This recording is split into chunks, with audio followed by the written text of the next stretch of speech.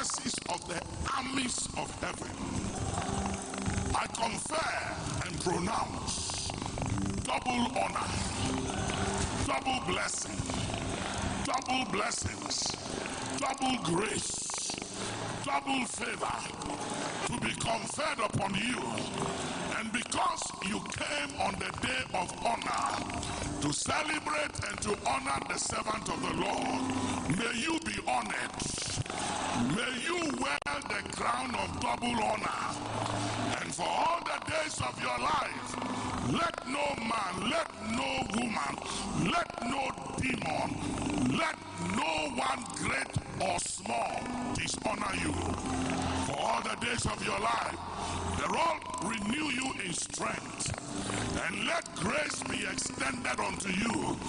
Let mercy abound towards you, and let your strength and your days be multiplied.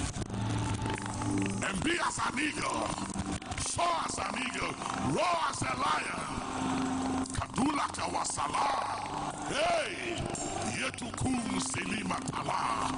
And above all, anyone that strive with us and contend with us at the gate of authority, at the seat of power, anyone who strive and contend with your people, Heavenly Father, exercising divine authority, anyone that takes our name and our picture to a shrine, to an altar for evil, let it backfire on them. Let it backfire in the name of Jesus. Anyone that speak ill and evil of your people, let their tongue be silenced. Let their tongue cleave to the root of their mouth. Anyone that speak evil of us, let their voice be discredited and silenced. Discredited and silenced. Anyone that imagine ill or evil of us by divine authority on the grounds of the blood of Jesus, according to the scriptures, as this is written, I command, let it boomerang, boomerang, boomerang. Which one's going to say boomerang, boomerang, boomerang, boomerang, boomerang, boomerang? We intercept the waster. We waste the waster. We oppose opposition. In the name of Jesus, we resist the resistor. Thank you, Lord. As you live here, I declare you will not be wasted. Let the waster be wasted. Let every opposition be opposed. Let every resistance break. Live here with the upper hand. Have dominion. And now we send the blood of Jesus to your father's house, to your mother's house, to your background. Anything that lifts up his head against you, in the name of Jesus, we ground it in the blood of Jesus. We ground it in the name of Jesus. Above all, any condition, pattern and cycles that are contrary to the will of God, to the word of God, to the plan of God for your life, today on the grounds of the blood of Jesus, we intercept it. Which one should say interception, interception, intercept, interception, interception, interception. We intercept, intercept, intercept contradiction. We intercept contradiction. We command you in the name of Jesus as more than a conqueror. Tell somebody, I declare that you are more than a conqueror. Tell two people, I declare that you are more than a conqueror.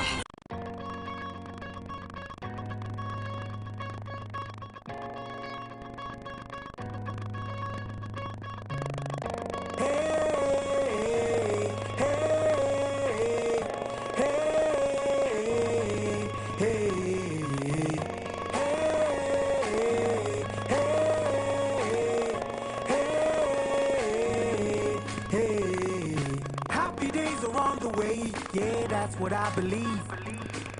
See his sunshine is all around us, and there are beautiful clouds where you are. That's how I know that these worries will not last. I can see you've been crying and staying wide awake. Asking yourself why the journey is so tough.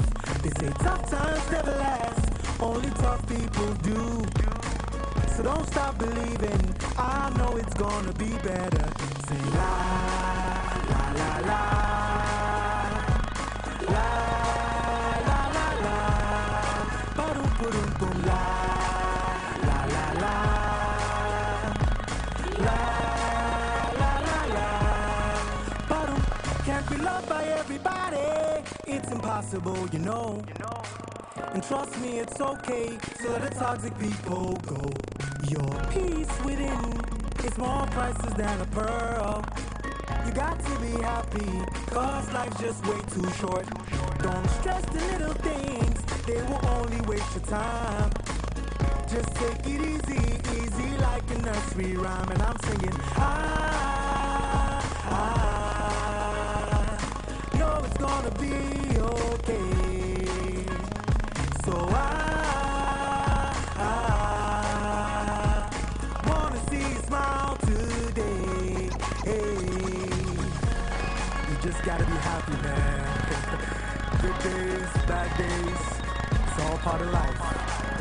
But you must keep the groove on and enjoy every single day. I'm sure you've had some happy days before. So what makes you think you can't have more? Keep on fighting and you'll see. You will soon see rainbows. Hey, come on! La, la, la, la. La, la, la, la. Ba-dum, ba-dum, boom, la, la, la, la. La, la, la, la. Ba-dum, ba-dum, boom, la, la, la, la. La, la, la, la. Ba-dum, ba-dum, boom, la, la, la, la. La, la, la, la. Beautiful clouds, where you are, there are beautiful clouds, where you are, oh, oh.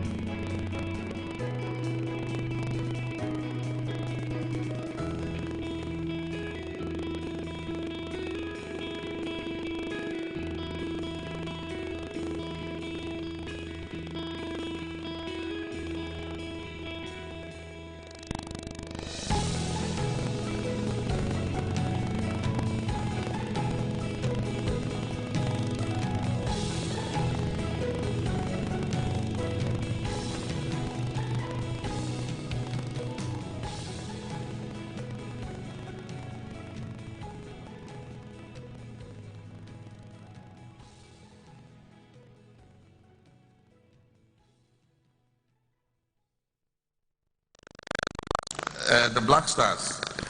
it will be difficult to take our supporters from other domain. We are restricted because of the nature of this particular World Cup. It's being held in 3 countries, and we're playing our first match in Canada, and then moving to Boston, from Boston to Philadelphia, and the cost of transporting, feeding, accommodating each supporter is, beyond our means. We say we are being fiscally disciplined. We cannot, spend our money in that manner. The cost approximates for each person to be fed, accommodated, transported, and all that, to watch the games, tickets, and all that, is estimated at almost $11,000. And so, how many can we take? So, we're concentrating mainly on the supporters' unions. They have a tradition of following the team to different places. They've been here to the UK, they've been to Germany, and they are registered members of the supporters' union. But what we're doing is we're procuring tickets for Ghanaians in the diaspora who want to attend the games. And so if you want to attend the game, you will get a ticket to attend the game. And so we have organized our chapters, our Ghanaian citizens in Boston, in Philadelphia, in Canada. And so the tickets that we have purchased, we would give to them to be able to watch the match. If any of you want to travel across and get tickets, I think that there's a way we can manage for you to get tickets to watch the games. Thank you. The Black Stars. It will be difficult to take our supporters from other domain. We are restricted because of the nature of this particular World Cup. It's flooded with water. And he says, why isn't government doing anything about the flooding problem? It's because you went and built in a place you shouldn't have built. And so we need, one, to punish those who signed the permits for that. And so the district chief executives, I told the Minister of Local Government, we should find out who are signing the permits for people to build in these waterways. And my minister misspoke. She said we'll transfer them to the north. We're not transferring them to the north, we're sacking them. So that it serves as a deterrent. Otherwise we'll continue to have this problem. And we must have the hard heart to remove those houses that are blocking the waterways. And so if you see demolitions going on and other things, it's to protect the property of everybody. And then, after blowing time, I don't know which ministers you are referring to. They say you guys are blowing time instead of working. The ministers I know are working very hard. I've seen occasionally, maybe on their birthday, they bring a cake to the office, and then for a few minutes, everybody cuts the cake, and then they go back to work. But I haven't seen anybody throw an ostentatious party, because I told all of them I'm watching them. And I haven't yet put on record anybody who has blown time and ostentation.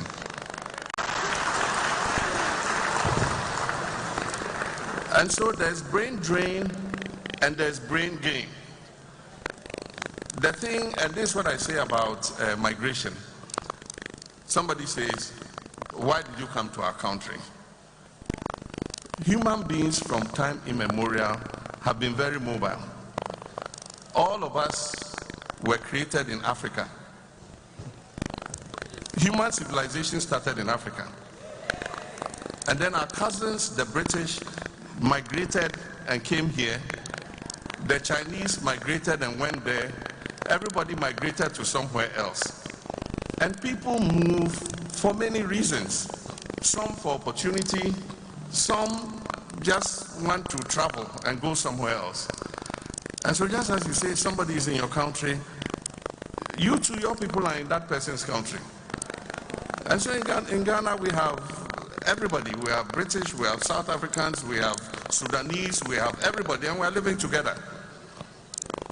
So I think that it is that diversity, and our our elders say, yeah, they are hoho and a chichiri crew. For those of you who know that, yeah, they are hoho and a chichiri crew. Because a hoho come sometimes with investment, and sometimes they come with new ideas that you never thought about. So there will be brain drain, there will be brain gain, but it's to the benefit of everybody. When we came, there were several state-owned enterprises, and I should have added that to my... Can undertake acts which will promote, because if he does it and he doesn't promote, he is not culpable. That is all I'm trying to say. See, the interpretation that you are giving is right. You understand? That is the interpretation that you are giving on it. Somebody is likely to interpret it otherwise. There is a lawyer, because we call some lawyers criminal lawyers. Not because they themselves are criminals, but because they are fan of defending criminals. They tempt them to be criminal. You understand? So if somebody is in the habit of always defending the LGBTQ people, you may think the person is also an LGBTQ. So in line with the interpretation that you are giving, that by the operations of the law they are already exempted, there is nothing wrong if you make a categorical provision in line with the interpretation that you are giving. It's not wrong.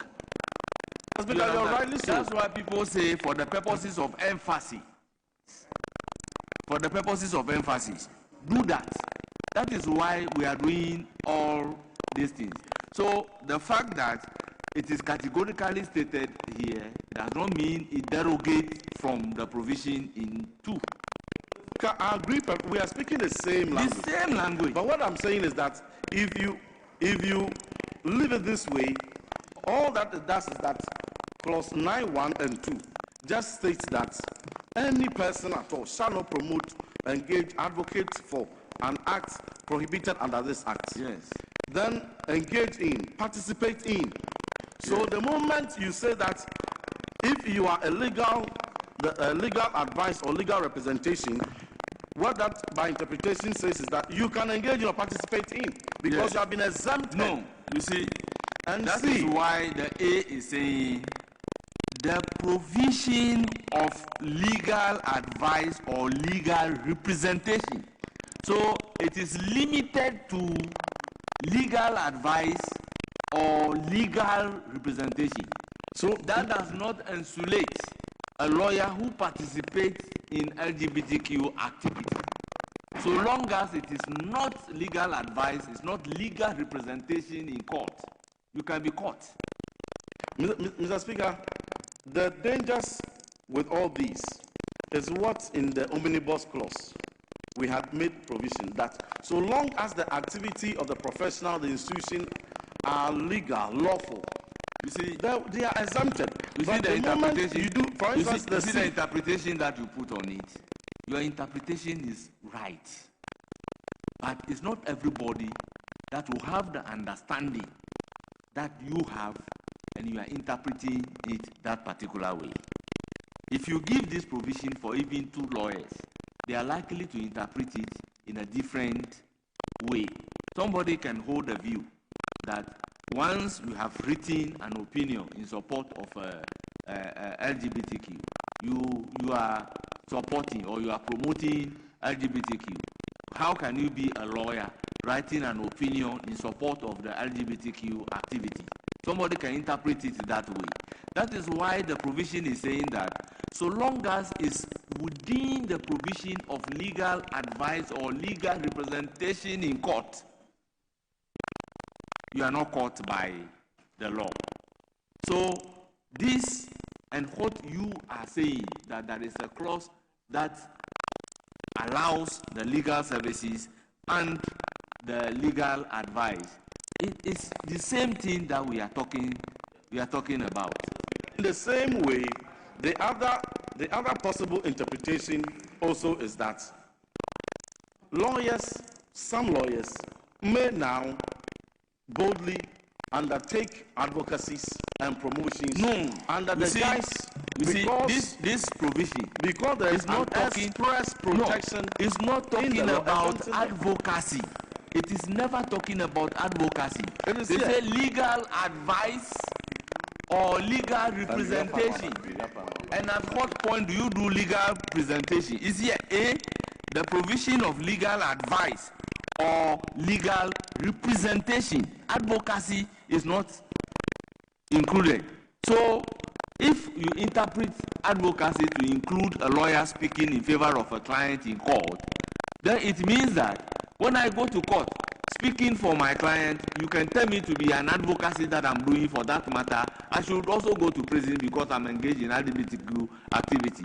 Meanwhile, I am performing my professional responsibility as a lawyer. If you interpret the legal representation to mean advocacy, then it means that somebody with LGBTQ do not have a right to a lawyer, which is violating the provisions of the Constitution in Article 14.2. That is why I agree with Honorable Anthony Imie that we should be careful not to pass this particular law, and tomorrow they will take it up in court. Mr. Speaker, okay. Let me hear Honorable Thank Soini you. from Thank this you, side. Mr. Speaker. So Mr. we Speaker, are moving from the E. We Yes. are now on E. Yes. Mr. Speaker, I have a new rendition for E, but before I share that, I just want to agree and remind all of us that our legal system operates on the assumption that one is innocent until proven guilty. Every other person, since when did I act like I didn't? No. Sometimes you behave that Please way. address Sometimes, the chair. Mr. Speaker, that is, tried knowledge, that any accused person is assumed to be innocent until proven guilty. In that case, such a person is entitled to legal representation or legal advice. And so in providing so, it cannot be criminalized. It cannot also said, hold it. If the bill is not criminalizing that, and that has been stated categorically, does he offend the what's bill? the problem? Because see, the exemption, Mr. Speaker, if I can move on, the exemption, I think, was carefully thought through, and that is why advocacy is even removed. It talks about legal advice or legal representation, and legal advice and legal representation cannot amount to advocacy.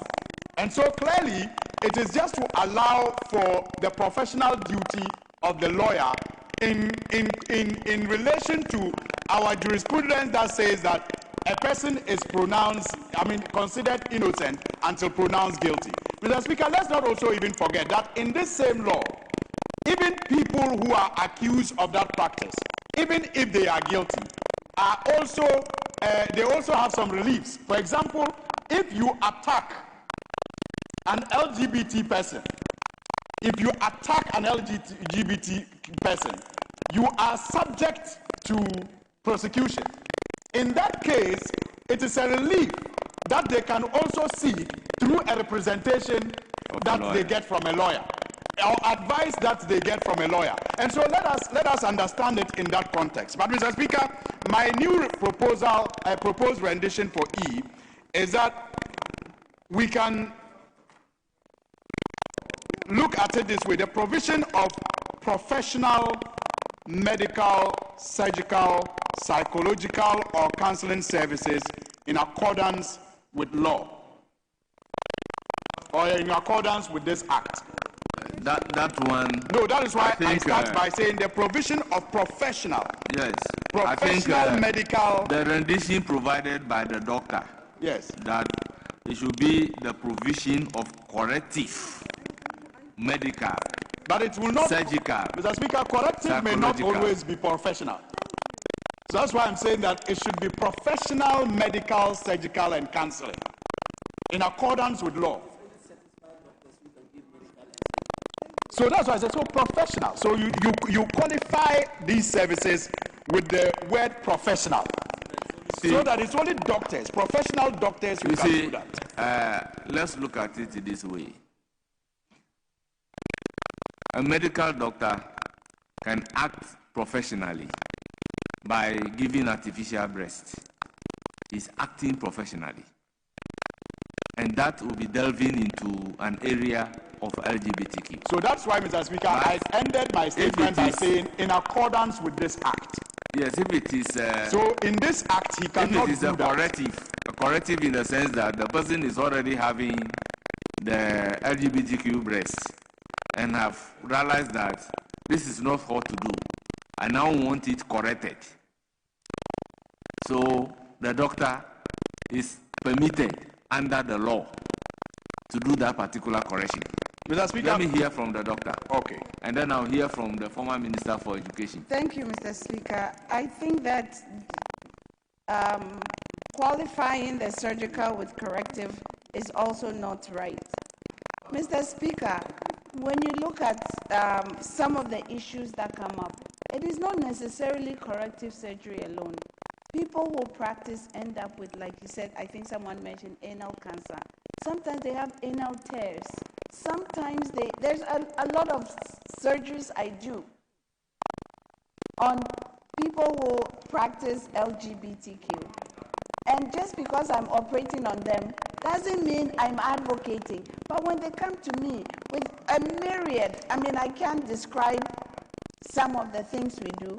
If you qualify it with corrective, you are limiting my ability to treat that person and provide the cure for that person, regardless whether I agree with the behavior or not. So let's leave it as surgical, because there's a lot of, it's not about breast and the gender change alone. There's a lot of things that come up, Mr. Speaker. I can go into details of some of the things we have done, and some of these are real clinical, has nothing to do with LGBT issues, but it has to do with maybe some of the practices, the anal tears, the anal prolapses. There's all kinds of things that happen, Mr. Speaker. So I don't agree that we should qualify it. I think we should leave it open and let the surgeons make the decision, just like the lawyers are making the decision to represent them. Let the doctors make the decision to represent them provide them with the proper medical care. Very well. Former Minister for Education. Mr. Speaker, thank you for finally giving me the opportunity. Mr. Speaker, speaking on the cross we are discussing now, the challenge you have is how do you distinguish between the process that promotes and the one that doesn't promote. So far, the medical issues are concerned. But, Mr. Speaker, these assumptions sometimes present major challenges. For example, on C, when we said publication, maybe we are using the academia term publication, which is general research. Otherwise, anybody can publish any book on this practice and put it on a shelf to be sold anywhere. But I think when we were reading this, we were looking at research publication and not just anybody publishing anything and selling it anywhere to children. So if we are not careful, the clause, then the assumption then give license for people to do what we don't want them to do, because you can go to any bookshop and the books will be everywhere because we exempted publication. We did not say research. I think we were thinking more about professors doing research and publishing, and not necessarily blanket provision publication, which now exempts anybody to go out there. But there is an academic here. He said, there's an academic. No, he said the publication. The publication. Yes, it says the C says if publication of an academic, scientific, or medical. But if you are doing curriculum, you remember recently the issues came up. Yes. Somebody can look as an academic. It's publishing a book that students will use. It's academic. It's not research publication. So in academia... So what do you think would have been the correct rendition? I think it's something where we say research, if it's research. Otherwise, we take it out. Because some people will hide say behind... the publication of an academic, scientific, medical research funding. Okay, we'll come back to that. Because otherwise, people will hide behind a publication and we are in trouble. Very well. When we are putting the question on it variously, move your amendment for the consideration of the House. Yes. So, government is broke, government is broke. But people are spending billions to go inside the government that is broke. Have you ever seen a minister who resigned because government is broke before? Government has no money. Have you ever seen a governor who said, ladies and gentlemen, when I was elected, I thought the government had money. Now I discover government has no money, I resign. Have you ever seen it? Government has no money, but they are bringing money out at election time. Where is that money coming from? So they are lying. What is happening is that there are two types of wicked people in government. Type 1, they eat current money. Any money they find in government, they will eat it. They are wicked about that one. There is type 2. Type 2, they eat current money and future money. They will say, my term will end next year. When I leave, how will I eat money? Let me borrow money now and borrow money of the future and eat it now.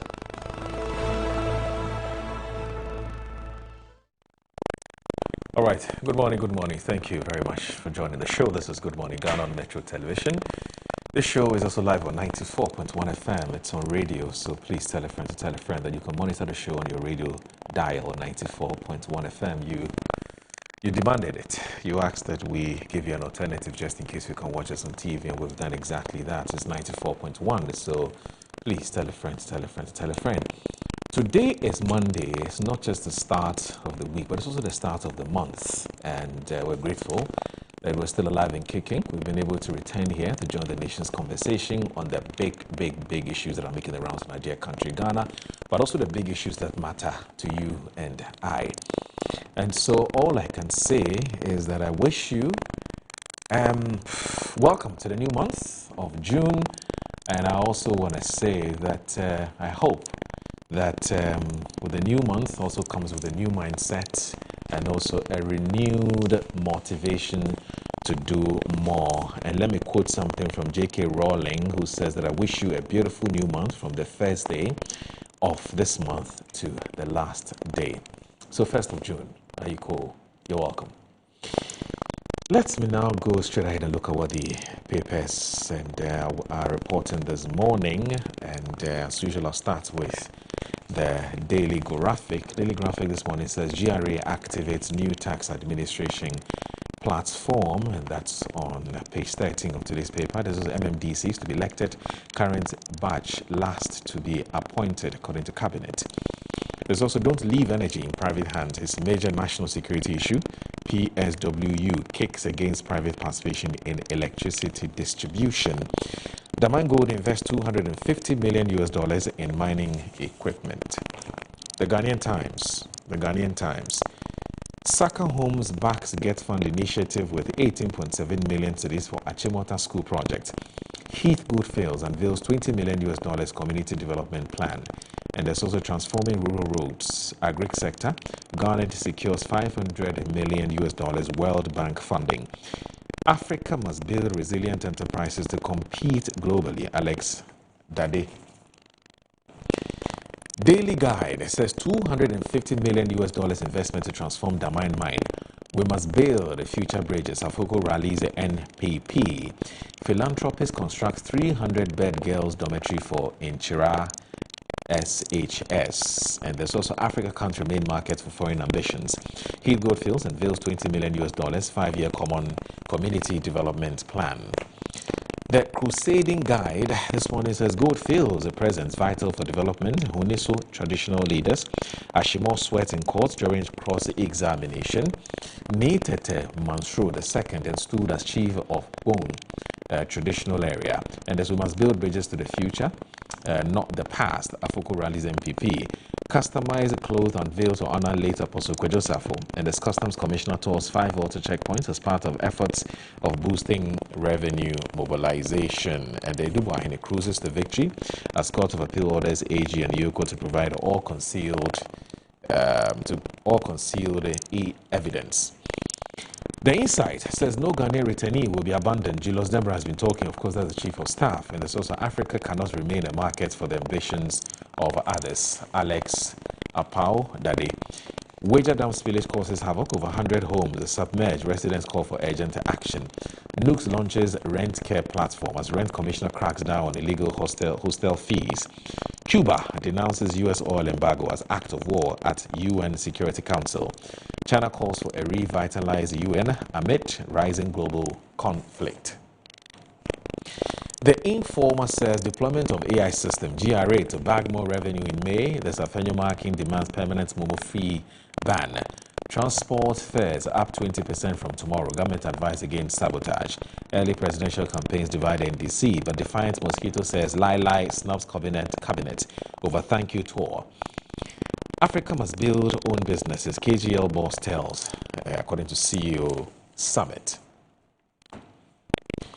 The Inquisitor Publican AI project, GRA rakes in 1 billion cedis as customs revenue in April 2026.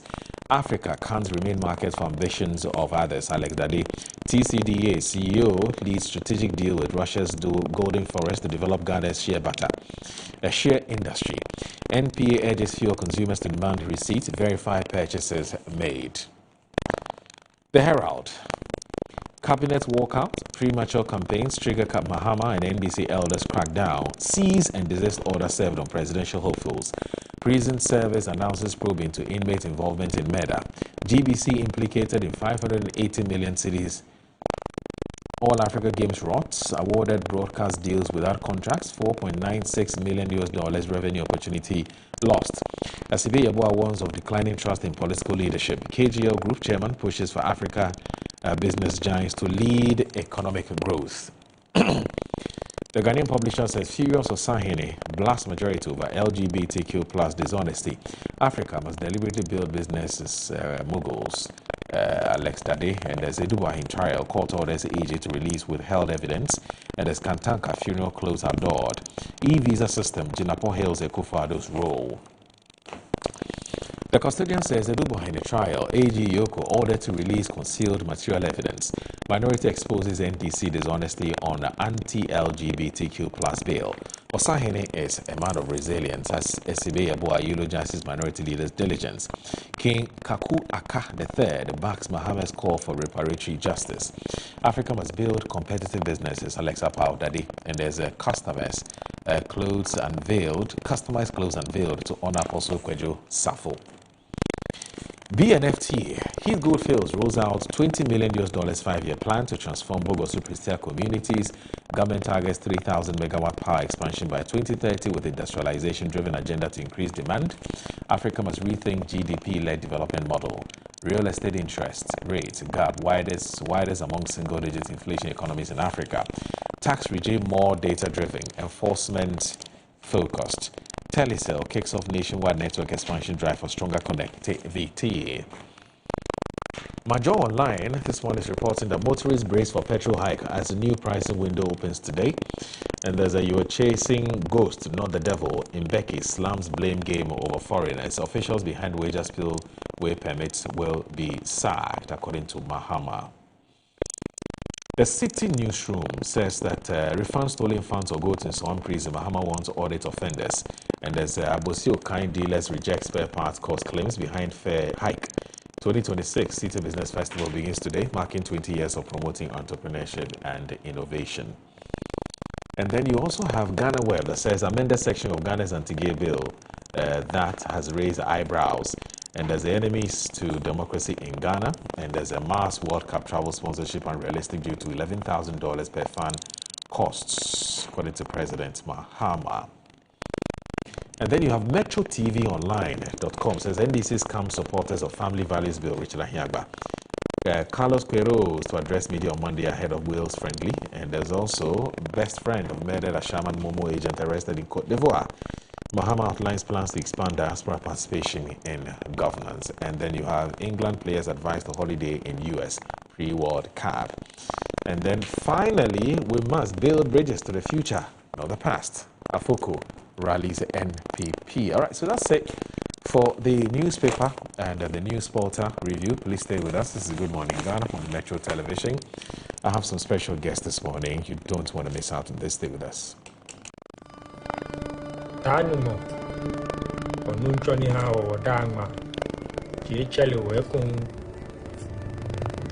oni anu chumo osole moji ake ba wona ni ko aya ko ba shosho amen.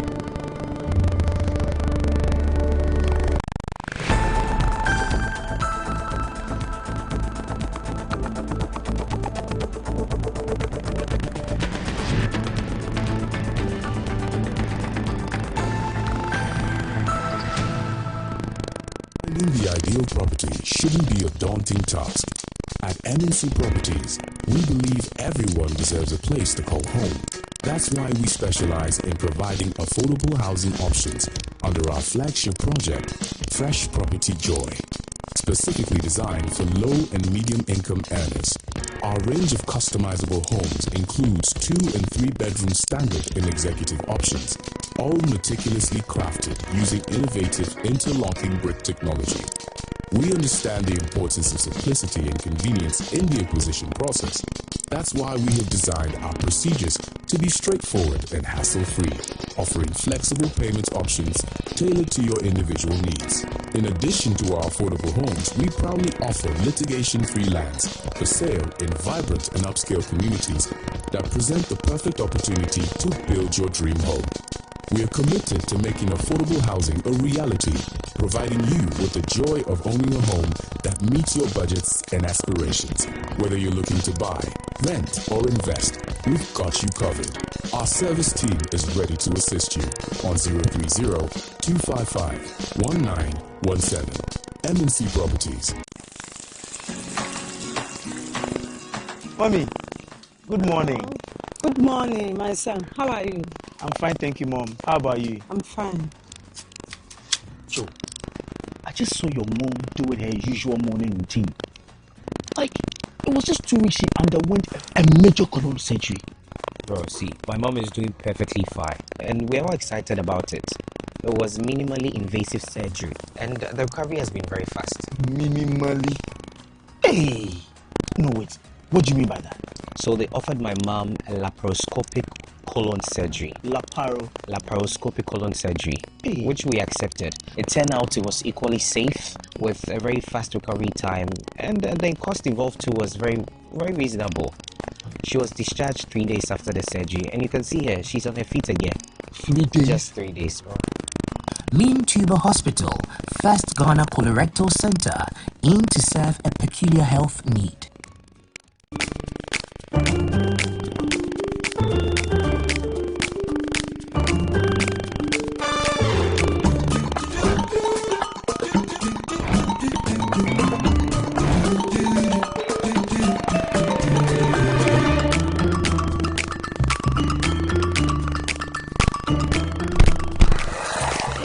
Hey buddy, it's me Azar.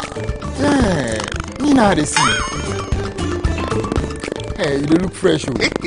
We your label today. Wait till you see what's inside me.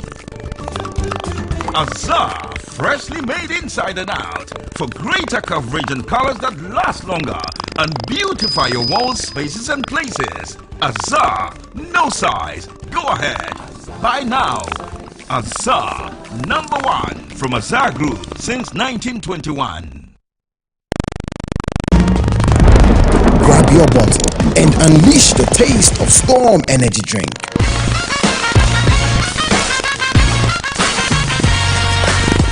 A bold flavor, a big attitude, feel the vibe, own the moment. It's your time to be different. Storm Energy Drink, make your mark. Excessive drinking can be detrimental to health, not recommended for persons under 18 years, lactating mothers, pregnant women, and people sensitive to caffeine. This advert is FDA approved.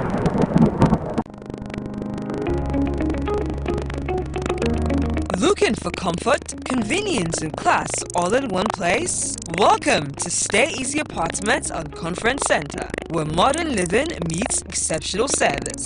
Whether you're staying for business or leisure, Stay Easy offers you a home away from home. Spacious and well-furnished apartments, pool, gym, and everything you need to relax and feel at ease. Planning a meeting, workshop, or special event? Our event grounds and state-of-the-art conference center is designed to host your social events and bring your vision to life.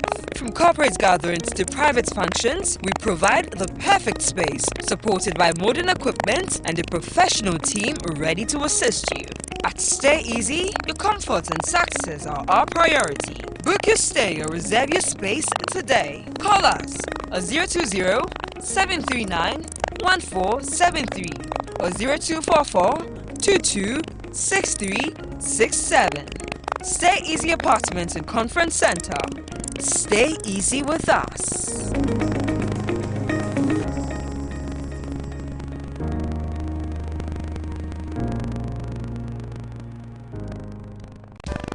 In my line of work, a confident smile is everything. Kel Charcoal Toothpaste keeps me on top of my game and ensures my smile is always radiant and bright. With the tiring nature of my job, we spend several hours under the scorching sun. To keep our teeth white and our breath fresh all the time, we use none other than Kel Charcoal Toothpaste. Kel Charcoal Toothpaste. You're on a Kessie and in a kit one. Samayo Kendini, a Hubenia, Semicha Sapapadia to Amame Manfo, Kel Charcoal's natural ingredients, and a bomb is silver bine, and Maniswing, Nasasu Mama Hotaso, and will beg you. Kel Charcoal Toothpaste.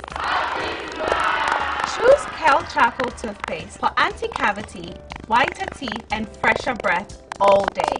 Available in 80 gram and 150 gram. Grab yours today. Kel, happy smile. This advert is FDA approved.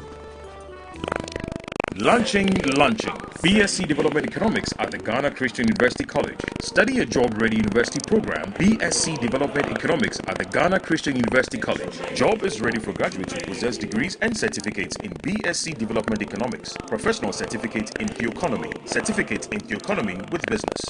Enroll at the Department of Theology and Economics at the Ghana Christian University College, Amrahia, Adenta Dodua Road, Accra. Full bursary is available for BSc Development Economics graduates who study master's program at the State University in South Africa. Enroll now. Take advantage of this opportunity to join elite professionals in economics. Call 0557-351-090 or 0575-633-307 or 030-296-0542. WhatsApp us on 0557-351-090 or you can get in touch online on www.theoeconomy.edu.gh. Powered by the Center for Theology and Economics, CETEC.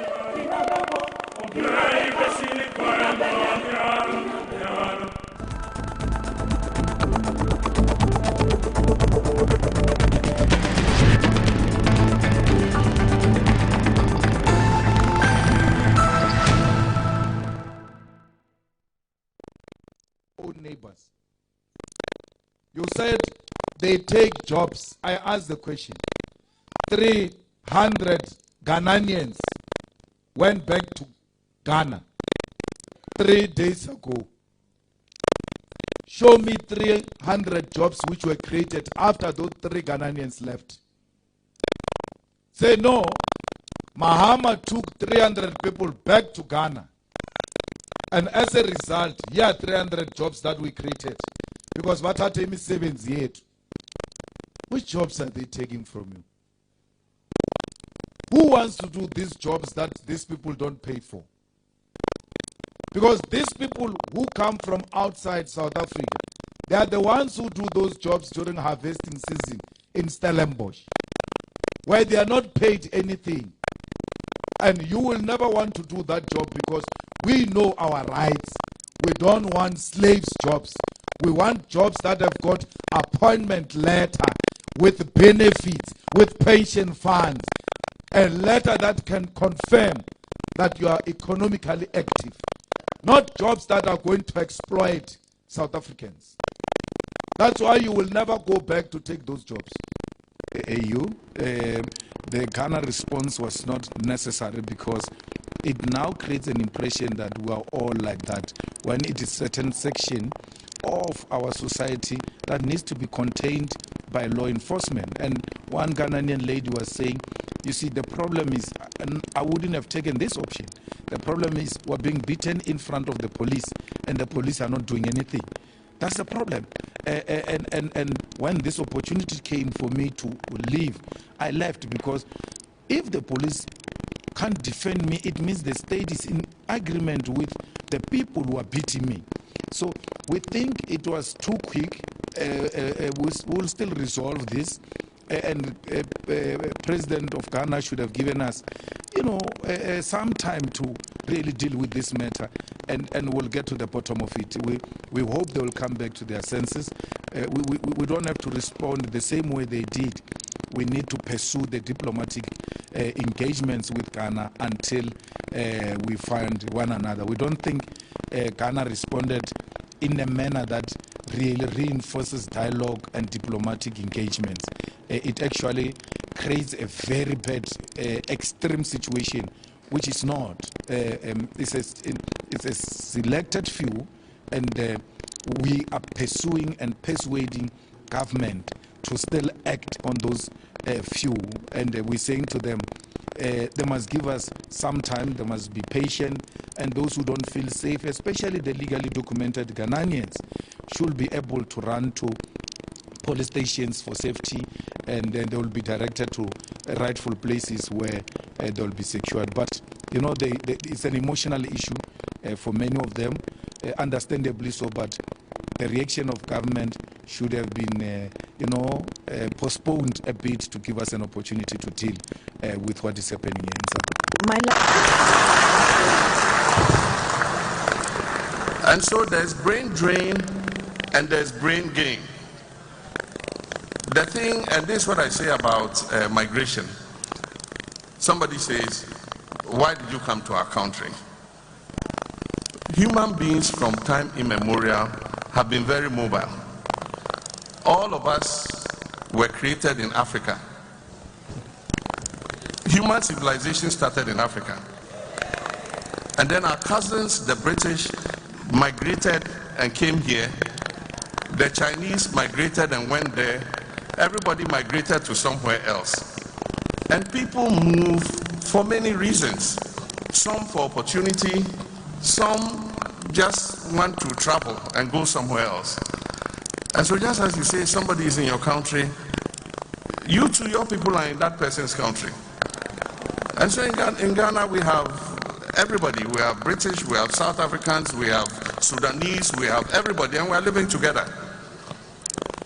So I think that it is that diversity, and our elders say,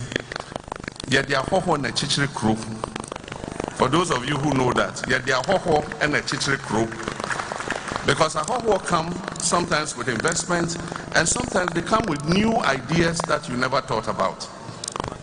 So there will be brain drain, there will be brain gain, but it's to the benefits of everybody. When we came, there were several state-owned enterprises, and I should have added that to my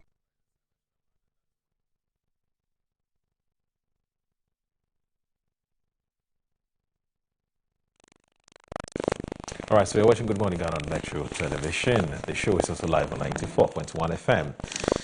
I'm sure that the videos we've been playing the last 2 minutes or so should give you a sense of what the focus of our conversation for today is going to be. It's about the xenophobia incidents in South Africa and the fact that foreigners, talking about Africans who are living in South Africa, become victims of xenophobia, anti-immigrant sentiments. Now, we have done very well as a country. We brought down close to 300, or we've actually evacuated close to 300 of our citizens who have actually called on us to assist them to come back home, and that's exactly what the government has done. Generally, it appears that Ghanaians have been very excited about the government efforts at doing this, and the government appears to have received some plaudits and some commendations for doing this. It's a matter that we'll look into. But let me just say that our guests are seated here. Now, these are people who, my guest today, one of them, I'm not sure, has been on this platform before. It's probably going to be the first time on the Good Morning Ghana show. One has been here for many, many, many years. He's probably a member of the part of the beginnings of the show back in the day when Dr. Randy Abbey was here as the host of Good Morning Ghana. So he's not new to this platform at all, except that he went AWOL. But the good thing is that he tells me that he's back. We call him Gabo for short. He's Michael Quay Jr. Michael Quay Jr. is former MP for the Dom Kwabenya constituency. Parliamentary candidate. And, yes. Well, that's true. That's true. Parliamentary candidate. In fact, parliamentary candidate for the Dom Kwabenya constituency. And also Ghana's former ambassador or high commissioner to India. And he's a member of the New Patriotic Party. In fact, I was wishing he becomes an MP, so no wonder I said he's a former MP. Actually not, he tried, but he didn't win. The NDC lady, I've forgotten her name. God bless you, mom. You're my big brother and friend, and so why not? I would wish that you become an MP, because I know what you can do for the people of Dom Kwabenya, but we say God knows best. I'm sure that he will give it a shot one more time. Yes, so he's a Ghanaian politician and a renowned diplomat, of course affiliated with the New Patriotic Party. Michael Quay Jr. is here with us. Good morning, sir. Thank you very much. Thank you very much for joining us. Long time, Mike. Very long time. How have you been? Well, we've been doing lots of other things apart from coming to Metro TV. Okay. So now that we're back, a very good day to your viewers, and we look forward to a very interesting conversation. We certainly do, or will be having a good conversation. I mean, you can never go wrong with Michael Quay Jr. He knows his stuff that you can't take away from him. Remember, he's also a private legal practitioner. He's a lawyer as well, and so wouldn't it probably be out of coming out squeaky clean? Oh wow! very fantastic advocate. Anyway, let me also say that the other man who I mentioned and I said has never been on this platform before, it really has been a struggle, but as a friend of the media and also he's also like an uncle to me, he hardly stays in Ghana, understandably so, because he's in the business of consulting for major international bodies and international organizations. But from time to time when he's in town, when I call and we get to talk. And so he's here with us. I'm talking about the man who's a peace building practitioner. He's a former deputy minister to Ministry for Foreign Affairs and Regional Integration. He was a deputy minister. And then also a former senior mediation advisor to the United Nations. He's here with us. The man, Mr. Emmanuel Bombandi. Good morning, sir. Thank you very much for joining us on the show. Good morning, my good brother Moro. Yes, sir. Yeah, nice to see you. Nice to see you. Yes. How are you? He's a member of the NDC. Yes. Well, he's a member of the NDC. Yes, he's a member of the NDC. Tell us the full CV. So that the Ghanaians don't think that they have a diplomat on the show. Tell us the full story. In fact, he's a proud member of the NDC. Let me add that. And, senior one too. Yes, senior member. He's a stalwart of the party, But the thing about Mr. Bombandi is that because he's, he just doesn't do party work, but he also does we also do the only party no, work. It's same You nearly missed that one. Yes, his CV is very important. Mr. Emmanuel Bombandi, good to see you. Long time, and I hope you're doing very well. Yes, I'm keeping well, and I think 2026 is a blessing of trying to combine good rest, and as you said, once in a while, to continue to engage. Right. And I find myself at a good place where many of the younger people in the NDC see me to be somebody who can mentor them. They reach out to me, and what I'm trying to do as much as I can is mentoring in the area of leadership, right? So that people can relate to the fact that to be a good leader, politics is a stepping stone, but not an end in itself. Right. So our politics must always go beyond how we politic into how we transition into the leadership in the service of our dear nation. And I'm happy that I'm at a place where I look at myself and I can contribute in some of those areas. Wow. You have raised a very important issue, but I'm sure that at the right time we'll have a conversation, which is leadership, political leadership. It's a very, very, very important matter. because at least it's tried knowledge that leadership is cause, everything else is effect. And so once we get the leadership right, we should be able to get the other things right as well. So perhaps one of these days when I'm able to get the two of you back again, we should have a whole conversation on political leadership, why we're struggling to get the kind of leaders, generally Africans, we're struggling to get the kind of leaders that it deserves. So we'll look at that as well. But Mike, you have been off, when I say off media for a while, understandably so, because you said you're reflecting, you're doing a number of things, both within and without. Your party lost the elections 2024. It's a known fact. It's an open secret. Have you been reflecting since the party's loss in 2024? I just want to do this because your first perhaps major media appearance since 2024. So I want to just briefly pick your mind on this before we move to the more substantive issues. I'm sure you've been reflecting. What's been going through your mind since January 7, 2025? Or let me rather say 7th December 2024. Well, let me say a very good day to your viewers again. I don't know if you have a listenership on radio, kind of radio, so I won't presume that. So, viewers and listeners as well, and greetings to my fellow brother on the other side of the political spectrum. Good day to you.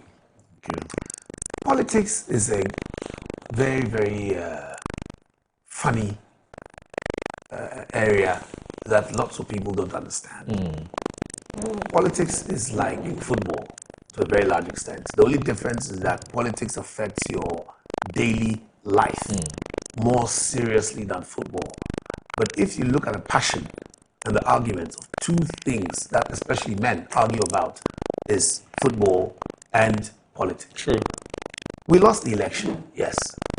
But when you lose an election, the last thing you should do is to go into the public space to talk about the problems. What you have to do is to recoil. And I remember very well when the NDC had the same problem. What they did was they recoiled, they sat down, did some soul searching, did some brainstorming, and then came together with the Professor Kwesi Botchwey report. Right? MPP same. We also sat down, looked at the whole situation, and came up with the Professor Michael Quay report for MPP, which is for internal digestion and direction. So yes, to answer your question specifically, we have done some internal reflections, and we are going to use some of the guides and the lessons that we've learned, as well as the recommendations that arose from the paper, to look at the way forward. Straight away, you can see one of the first things that came out from some of the consultations that we made was the issue of having the flag bearers first. And I dare say some people were against it. Even myself, I wasn't too sure about it. And people are entitled to your opinions, although you must toe the line once the decision is taken. We all now saw the wisdom in it, because it has allowed us to now put that aside and to focus on the other things that we need to build. So, for example, the polling station elections are going on. I know vetting is going on for the electoral area coordinators. That is what went on this weekend. Quite a bit will go on this week. And within the next few months, we'll finish with the constituency officers. Then we'll go to the region. Then, of course, the national. And then by that, we'll be able to show how much we will implement the reflections that we've been able to make in the meantime. Personally, I have also sat down and reflected on a lot of things. Quite a lot of things went wrong in the constituency, but this is not the forum to, as they say, wash your dirty linen in public. I have my brother from NDC here. There's a very local saying, so when we lose to NDC, we are not going to come and sit on TV with them and be crying, because they are not going to have any pity for us anyway. What we need to do is to go home, reassess what happened nationally, what happened in the constituency, explain to the people why you want the opportunity to serve them. And serving them is not just in the constituency in terms of development, being able to serve them in parliament, being able to speak on their behalf in parliament, being able to represent them their interests, their ideas.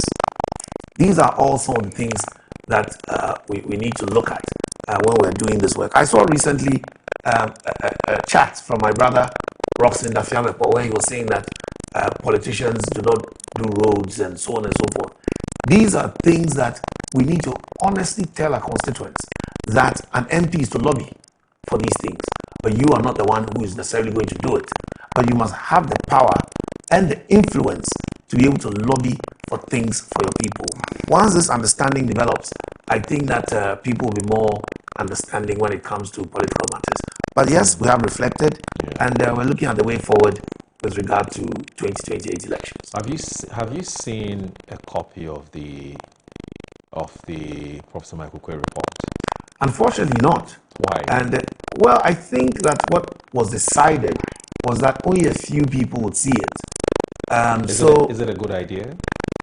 Generally, I think so, because as I said, we don't want to wash our dirty linen in public. Whatever ideas we put in there are like an examiner's report. Right. We don't want to put it out there necessarily unless there's a very good reason to. Did you ever see a copy of the Kwesi Botchwey report?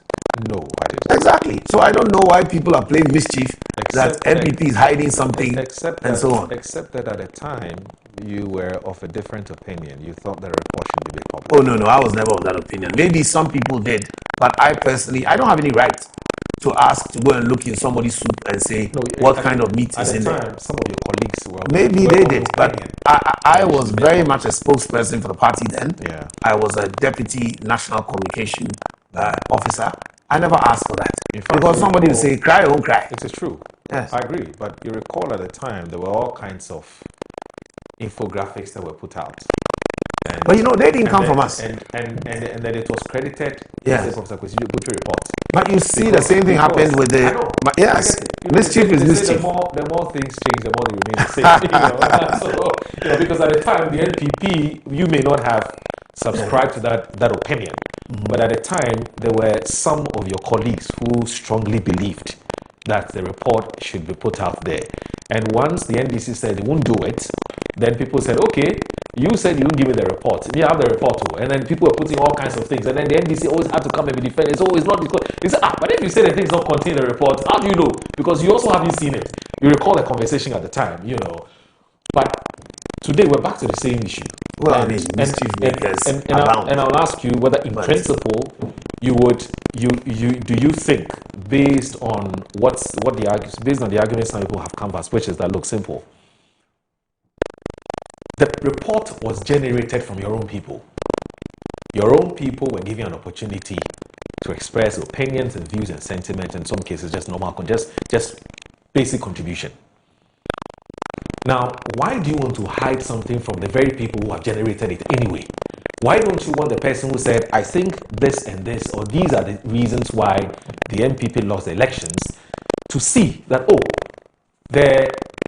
my opinions or views that I expressed have found expression in this report, so that tomorrow I am more motivated to come out and speak, rather than, I don't know, I'm not even sure if it will be captured in the report, so let me just go and sit in my corner. Do you understand what I'm saying? Because we're talking about participatory democracy.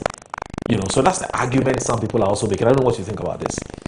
Well, they can keep making their arguments, and that is within their right. But just as you're asking the question now, and as an experienced journalist, I know you were around asking the same questions then. True, I did. You didn't receive an answer. Yeah, I did. And they never exposed the report to you. Yeah. That is the right thing to do. In fact, if you notice one thing about even diplomacy, one of the things that are very important as a diplomat is to be able to keep state secrets. Is not to be emotional and go and talk on radio. Emotional intelligence, one of the things is that even if you are pushed, you still keep your cool and you preserve information that is not supposed to be public knowledge.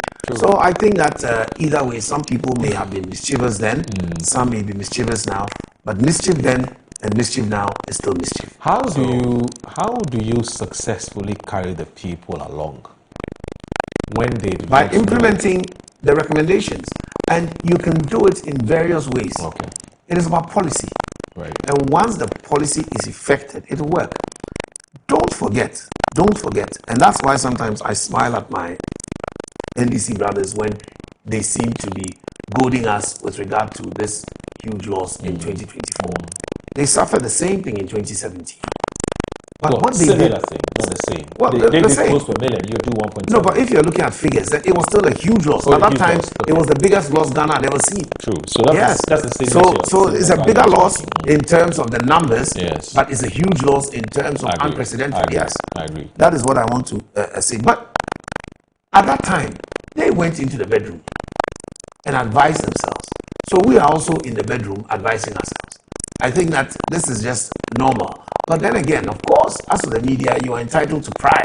Yeah. But whether we would open up for you to have a peek or look in is a totally different issue. So you can pry as much as you want here, but I'll also close up as much as I know is best for our party at the moment. But so far, I want to say that the first implementation of what we learned from the party, switching it, which is novel, unprecedented, has worked, because now the party is calm.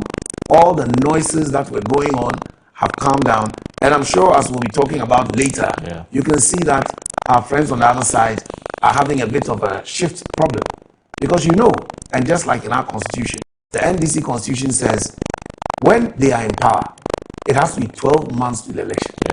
So they are not in a comfortable position to do that now. If you remember, for 2024, they elected President John Mahama almost 2.5 years to election. True.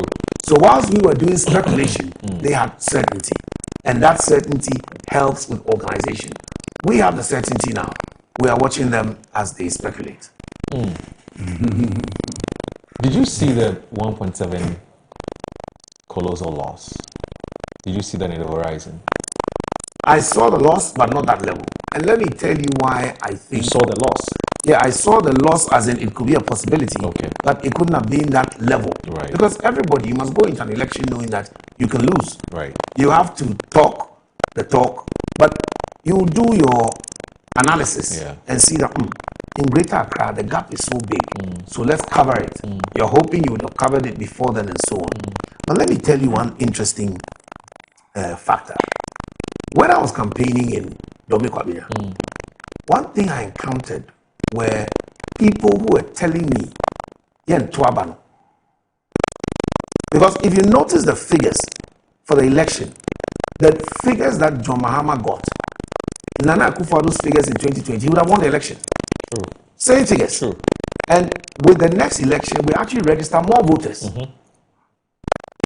But if you look at the figures of NDC, relatively the same, plus 100,000. But a minus of almost the 1.7 million who did not vote represents one thing. Anger, but not a shift. So in Dome Kwabena, they said, Yanto. They said, why? Oh, you both adewe na sena 12 years, my say, and are buying this, and they give you all the reasons we're not happy with this way. And then you tell them, oh, but now there's a new, I used to use this new key, new law. They say, oh, no, you are still MPP. If you go independent, we'll vote for you. We won't vote. Now, one of the pollsters, I don't want to mention his name for now, we did various polls in Dome Kwabena, and they were usually between, let's say, 60 to 64% win for MPP. Yeah. But this pollster asked the people one question. So if you vote, who will you vote for?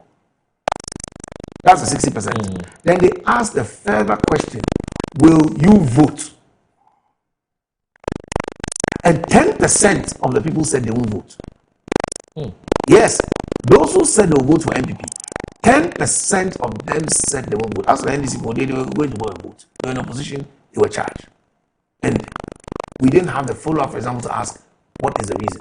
We never saw that poll before then. So these are all things that have informed some of the latter decisions, because I don't think you as a very senior broadcaster has ever come across a poll that's asked, will you vote? Nobody ever thought about that. So these are some of the reasons why we have a lot of hope in the future that if we do the right things that the people were disappointed in, that will change, then the same voters who have not shifted, but rather absented themselves, will show up and vote for the MPP. But that means we must be introspective, we must be humble, we must be servants, and understand that we are serving the people in a certain way. How are we going to demonstrate that? These are some of the things that we are going to do the research on and implement. Have you seen those values being demonstrated in the last 1 year, 5 months or so? Oh, very much so. I mean, first of all, in the leader that we've elected, which is Dr. Bawumia, one thing you know about him is that he's a very humble person. Okay. One thing that used to go against him was the falsehood that he's a liar, for example.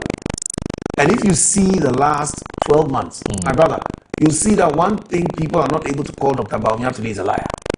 Because, for example, the Poalugu money that he said he had want to chop, 12 million. Today, the very honorable Minister of Energy says not one cedi was paid.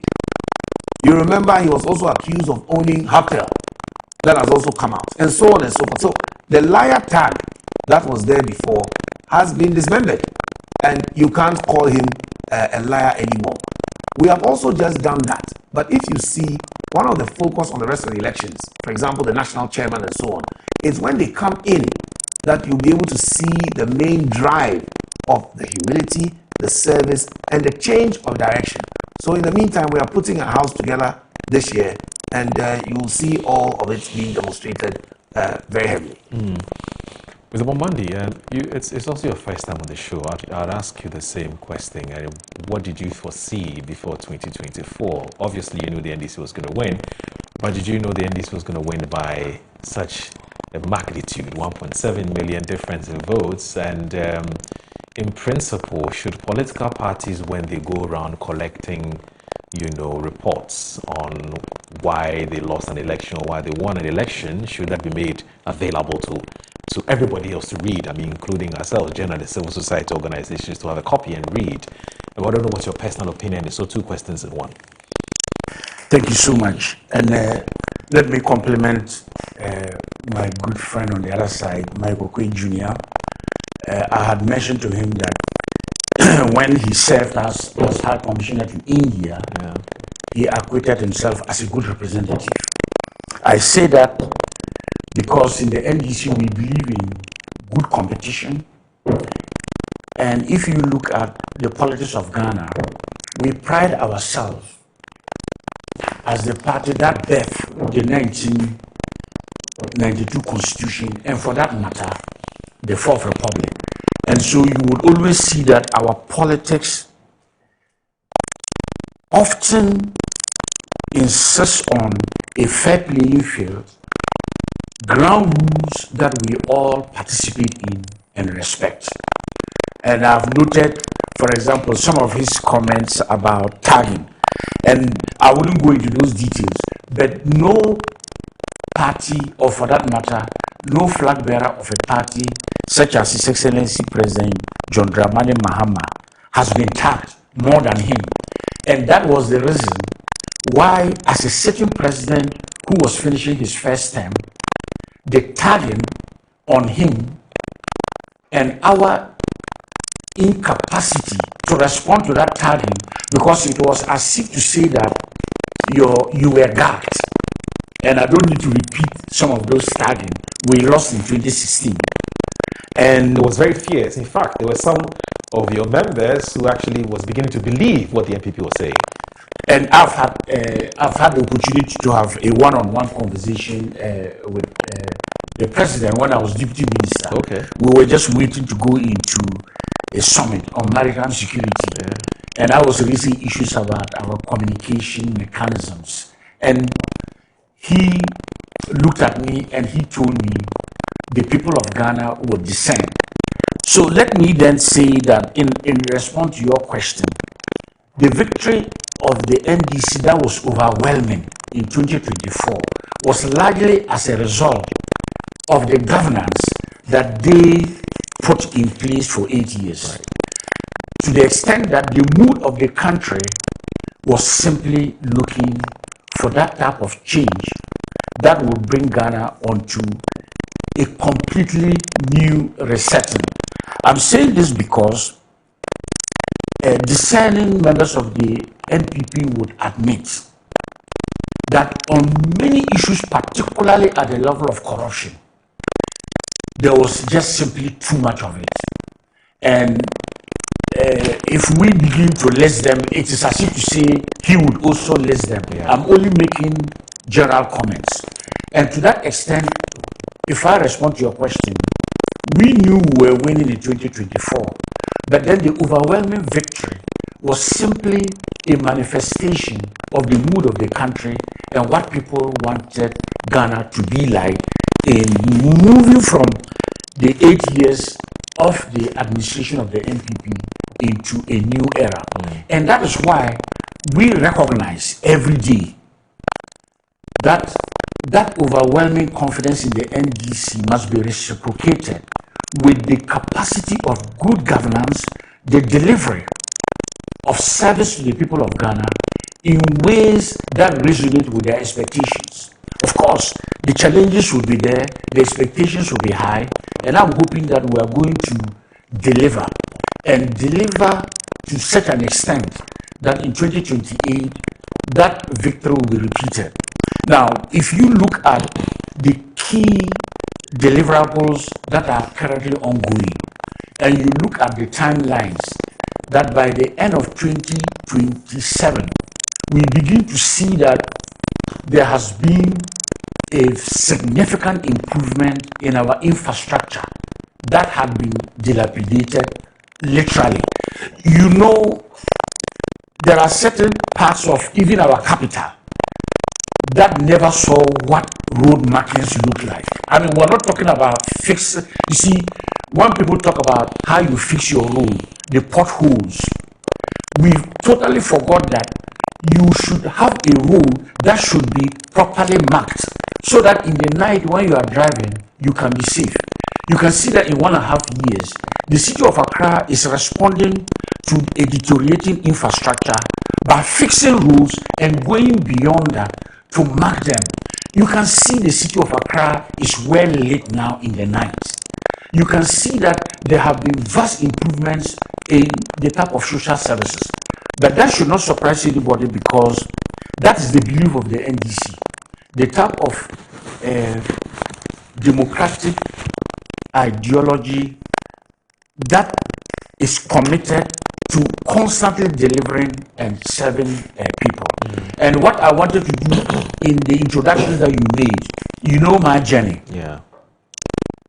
So part of my life and a very good significant part of my life, I was non-partisan and a very professional, active mediator and peace builder. And I founded an organization that I am proud of that continues to excel. And whilst doing that, I've had the opportunity to study and understand very well the politics of our country. But I always knew that the rules would be that in those rules, you cannot have a party membership. You must be, if you call it politically non-partisan.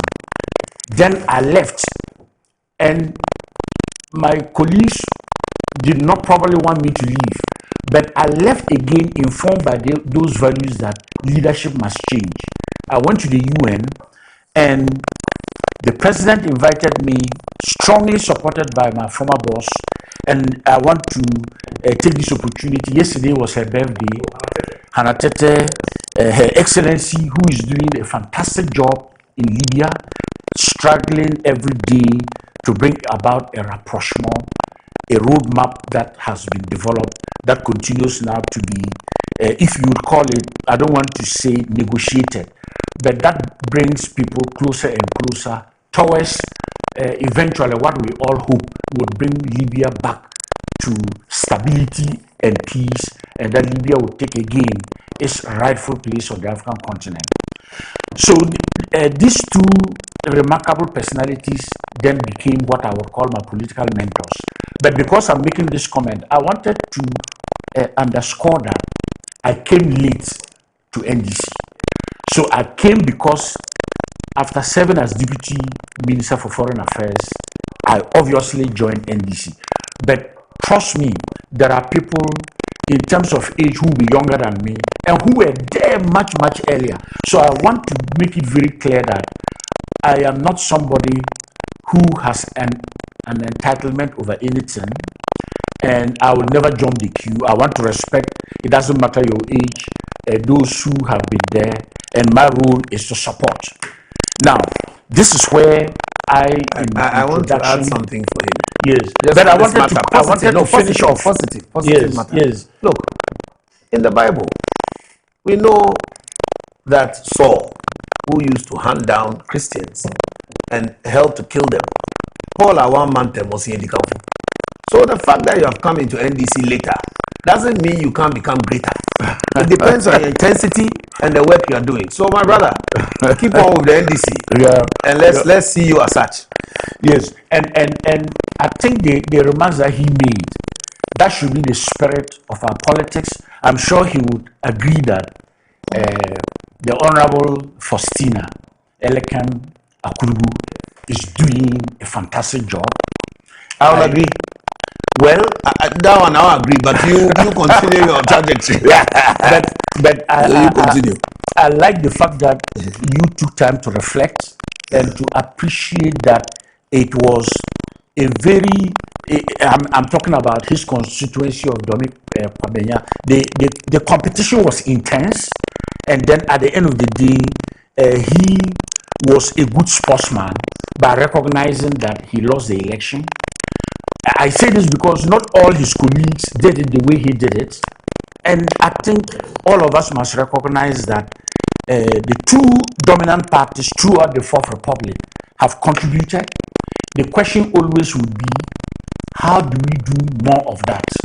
I made a joke with him that the reason why I wanted him to know I appreciated him as a good representative of Ghana when he was our commissioner to India is because he did not behave like Ambassador George Alisi Boateng. And I wouldn't say why.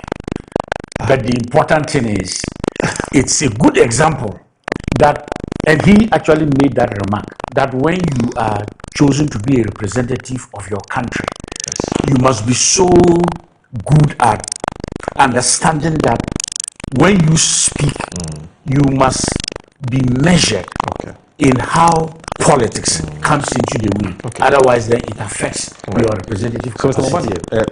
But just quick one. It's not fair to mention Ambassador Isi's name like that, so you should just withdraw it. Let's have our private chat. The man is not here to defend himself. He's only saying that he's not been impressed with his outputs. That's what he's saying. Okay, the only reason I mentioned it is because we'll be talking about xenophobia. Very important, yes. And if he were the ambassador today, what would he have done? Okay, so with that rhetorical He's question, not here. with that rhetorical question, we'll take a break. When we come back, Mr. Bombandi, I still want to ask you whether you think that reports that are generated post-elections must be made available to everybody.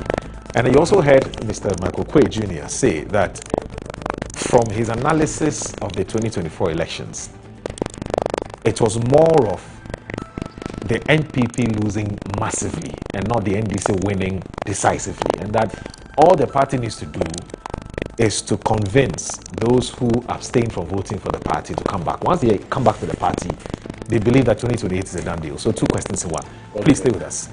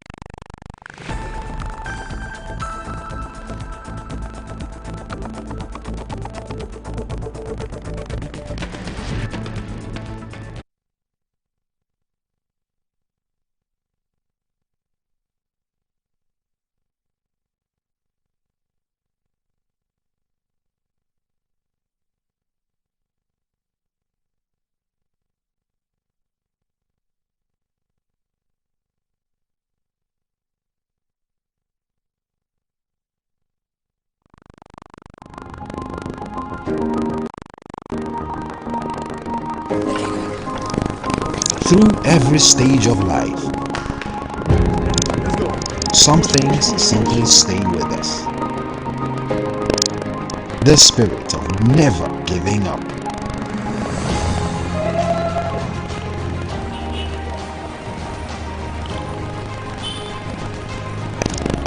A throwback to a bygone era when love was service. a silent statement of love.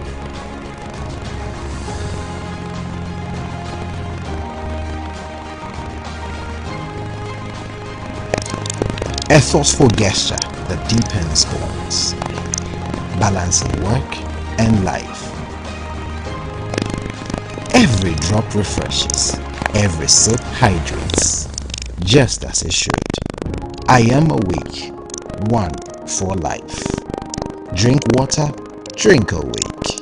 Supporting the National Cardiothoracic Center. This advert is FDA approved.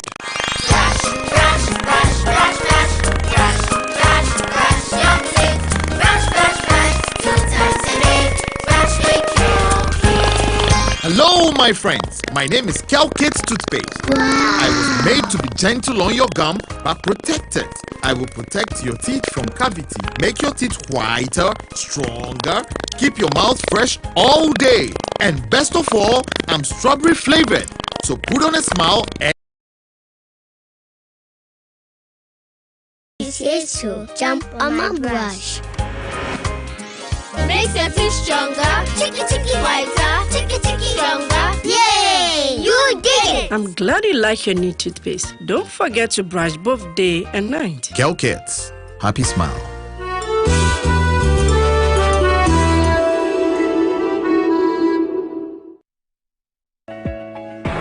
This Easter, Estate Masters Limited is giving you more reasons to celebrate in our extended Easter promo. Secure your dreamland at Nest Cottage, Chopoli with a massive 15% discount. Or choose Palm Hills, Gomwa Pamfukrom, also at 15% discount. And for lovers of the coast, Coastal Park, Ningo Prampram awaits you at 10% discount. Plus, enjoy free site visits and free documentation because we make land ownership simple. This Easter, don't just celebrate, invest in your future. Estate Masters Limited, your most preferred estate partner. Yes, next. Hey, Nadia Benson, some more. Me didn't tum. Mr. Friend, Calico, just call me cockroach. Now, Mr. Friend, me once now. Hey, that's you. Improve car. Yeah. Captain, mosquito, double the action.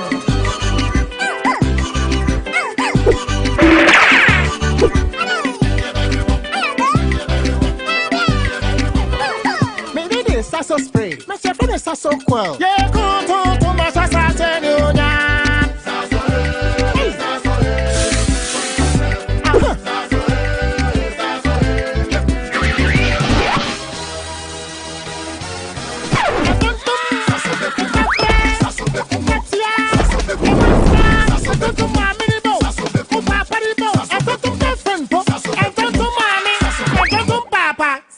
Come tum preko.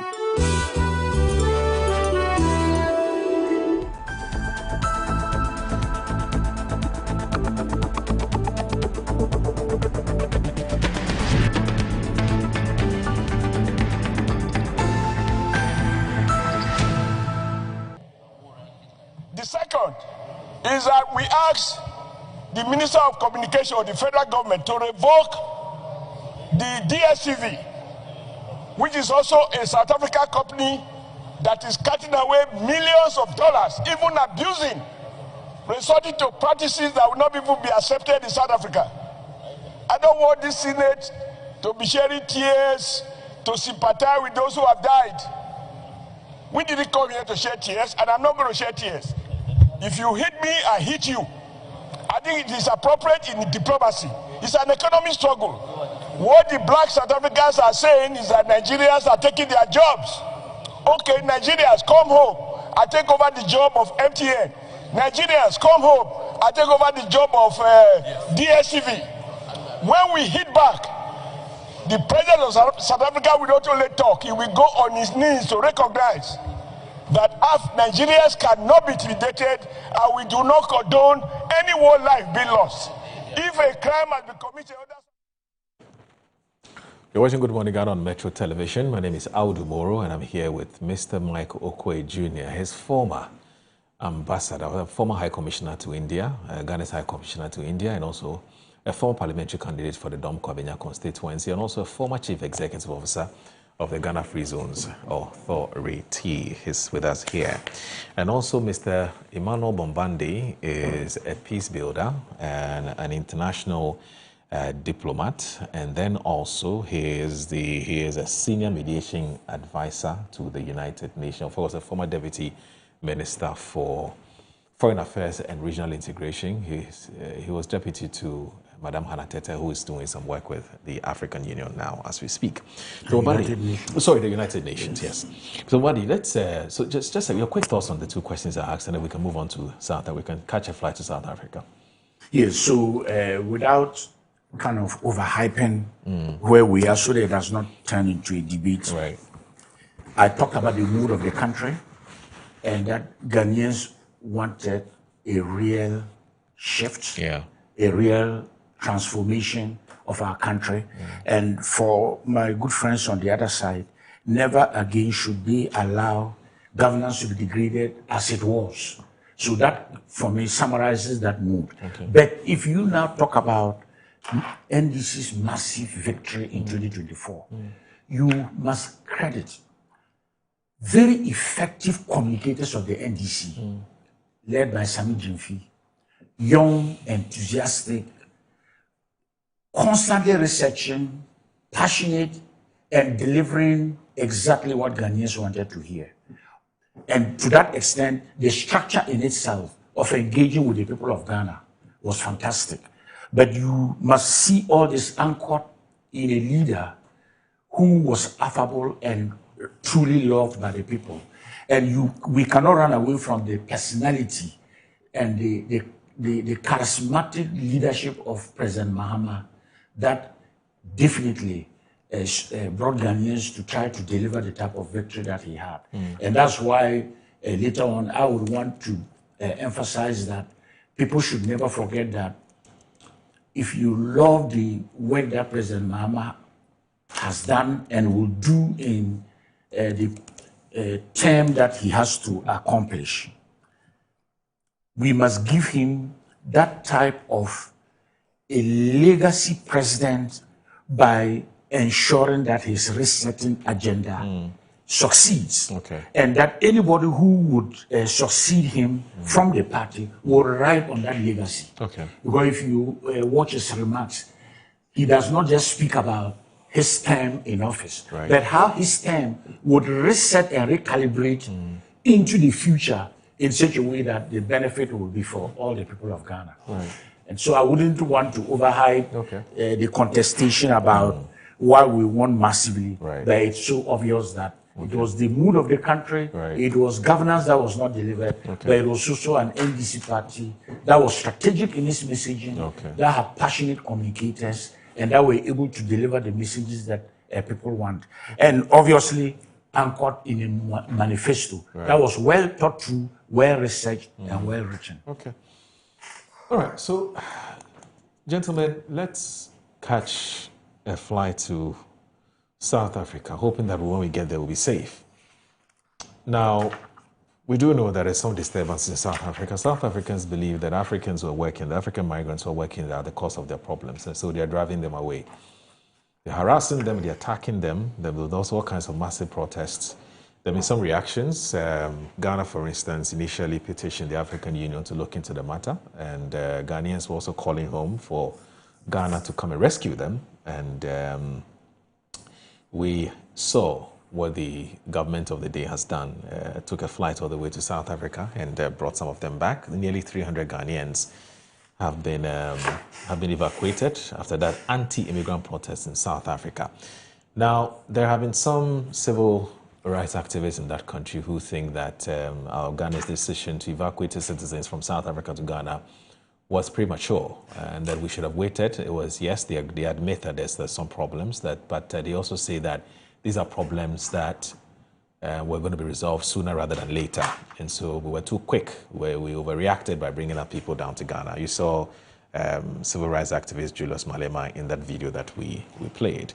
We brought them back, we've given them some money, we've given them some provisions for them to start life, but there are a number of questions about how we can help them to reintegrate, because it's not easy. We're told there have been some psychologists who have been attached to them to help them to sort of settle in quickly and comfortably. Let me start with Mr. Michael Quay Jr. What's your own reading of why South Africans are behaving the way they are behaving? I mean, is it just a simple issue of jobs no day, so go back home, or it's much more deeper than that, you know?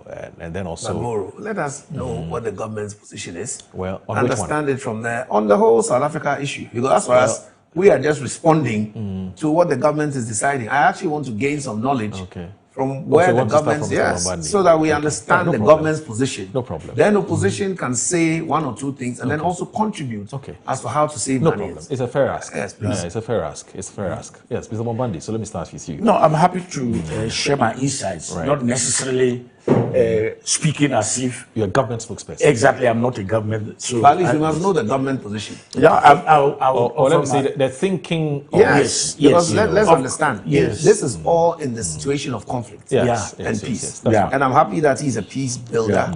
As you also well know, I've done further studies in conflict, peace, and security. There's also an area that I also have a fair amount of expertise. Yes. Oh, so we want to discuss this in a proper context, but starting with what is the government's position and what have they done. All right. Then we can look at it in the contextual. It's a fair point. Yeah. So it is unprecedented. It is remarkable, and today Ghanaians will tell you that we have come to a place in which our government would take care of us when we are most in need anywhere in the world. And don't forget that before the evacuation of our compatriots, there have been incidences of Ghanaians stranded in one way or the other. And the foreign minister, my good friend, Honorable Samuel Ablakwa, would even deploy personally to go and engage with authorities and try to deal with those situations. And so government response was, first of all, what is the priority amongst priorities? And it is that when our own citizens live in fear, they cannot leave their homes, their businesses, some of them destroyed and looted. The first thing is you secure them, you protect them, and the best way is to bring them back home. And that is what is happening. And that is why I think that whereas our credit Julius Malema as the only South African politician who was consistent in being against the xenophobic behavior, he misspoke by saying that Ghana was rushing too early to evacuate their citizens. It is a mark of the good governance that we are presently witnessing, in which every Ghanaian, and the foreign minister has made those statements, you don't mess with any Ghanaian anywhere. We will be able to demonstrate that we care for our own, and that is what has happened. Now, beyond that, what did Ghana do? Before even the evacuation, the foreign minister has written to the African Union so that on the agenda of the mid-year African Union Summit, this is put on the table and discussed. I would have thought that even if the African Union Commission was still not responding because our institutions are still weak, at least the chair of the African Union could have convened the type of, I would describe it as an encounter of African leaders to talk about this issue, precisely because it is affecting, or let me say, many African countries are angry at what is happening. And what is that anger about? You would hear people try to deny. You see, when you deliberately go out and target people because of their nationality, you harass them, and you know, xenophobia can lead to killings. So I always say that xenophobic tendencies are very, very near, or they are proximate to genocidal attitudes. And there was a BBC reporter, your colleague journalist, an English woman, who saw 3 young South Africans with machetes and a tie. And she interviewed them. And they were basically trying to demonstrate how they will kill what they are calling they call them undocumented, which is also not right, and we need to correct that. So what you saw happening was people basically ready to kill. So it was beyond what I would call xenophobia, to the point that it is absolute and unacceptable violence. But why is this an issue? It is the indignity with which xenophobia has treated our citizens, and for that matter, other African countries. I mean, citizens of other African countries. When you are not part of the security establishment, you are not part of law enforcement, you are an ordinary South African citizen, you take it upon yourself to confront people because they are not South Africans. One thing people are not including in the discussion is that it starts with the humiliation and the debasing of the human being by interrogating that human being as if you do not exist and you are nothing. Right. But because that human being is vulnerable, you are not in your own environment. You are in an environment in which you are being threatened. You accept to be humiliated to survive. Do you know that some people can go and have depression after that? By the way they've been treated, the disrespect meted out to them. And so when people are arguing about the evacuation of our citizens, we stand with each other in solidarity so that at the end of the day, and I saw young people making social media remarks that they were telling Ghanaians to go back. They were not telling Ghanaians who are NDC or Ghanaians who are MPP because they don't know that. They were not telling Ghanaians who were from the north of Ghana or Ghanaians who were Ashantis or Ewe or you. They do not know that. What they know is you are a Ghanaian. And I read into that how we must continue to reinvent our politics and rise above everybody in terms of our democratic credentials, continuing to be a lead. And so if you look at it, government policy in my region has been one to restore the dignity of our people to them and to help them. Of course, it cannot be 100%, but to let them know that the government that you elected is there for you. And restoring that human dignity that was taken away from some of our citizens, for me, is the beginning of the narrative. Then I want to add on here and to make, for me, an important observation that will also link to the question that you are asking. Because when you are talking about governance from our side, don't forget that in South Africa, there is a government. And our High Commissioner, Ambassador Kwashi, in one of his interviews was very clear when a reporter from Dutch Whaler asked him some questions. And he said, in Ghana, the systems work, the law works, and you should be assured, as the foreign minister stated in several interviews, that every South African in Ghana is safe. And what is the reason? Because Ghanaians on their own will not go attacking people. Because that is extrajudicial violence. And that is the xenophobic behavior that we are seeing, is the extrajudicial dimension in which law enforcement pretended they were not seeing anything. And I want to give a quick example. In Durban, I'm talking about the Central Police Headquarters. A group of women, quite a good number, but there were more from the Southern African states, Mozambique, Zimbabwe, feeling threatened, they all ran to the Central Police Station because that's where they were looking for protection. The police came out and dispersed them. So where they went to seek protection, they were dispersed by law enforcement of South Africa. And they ran to a place called the Diakoni Center, where the United Nations High Commission for Refugees is situated. And there, it was very difficult to deal with the situation. Luckily, a South African decision maker came on the scene. They arranged buses and sent them for proof of their documentation. It turns out that the majority of them all had their documents. And that is why, if you look in the case of our citizens, our ambassador quoted more than 80%.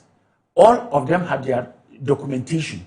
So it is wrong when people say that they are undocumented, because it's like you have to give the dog a bad name before you can kill it.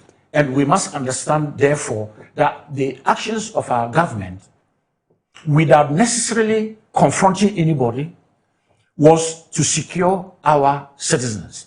And we want to be able to continue this in the type of engagement. Now, we wanted to have this properly discussed. That's why we put it on the agenda of the African Union. And we hope it is going to be on that agenda.